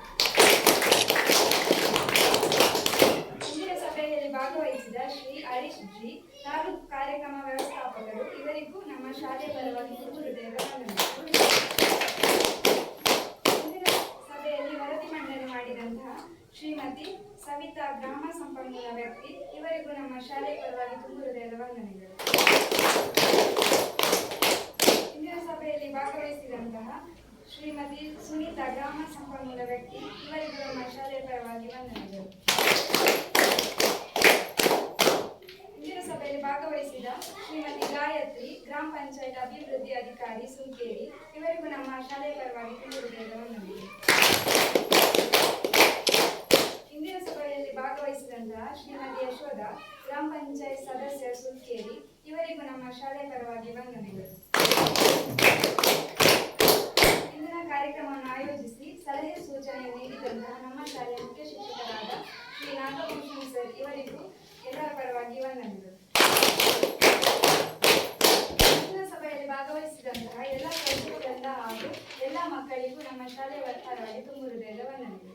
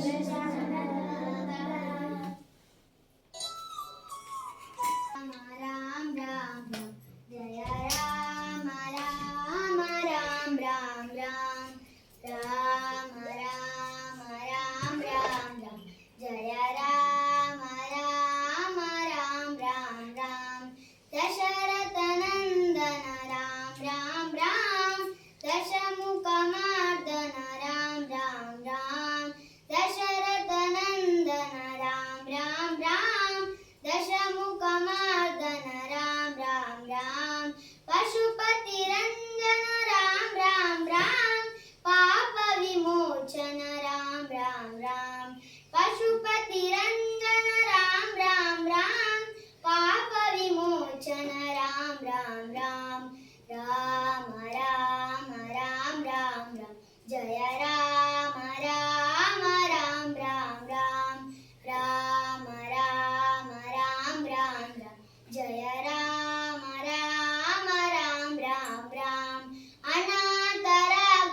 राम राम राम आपद बांधव राम राम राम अनाथ रक्षक राम राम राम आपद बांधव राम राम राम मैथिली नंदन राम राम राम मारुति वंदित राम राम राम मैथिली नंदन राम राम राम मारुति वंदित राम राम राम राम राम राम राम राम जय राम राम राम राम राम राम राम राम राम राम जय राम राम राम राम राम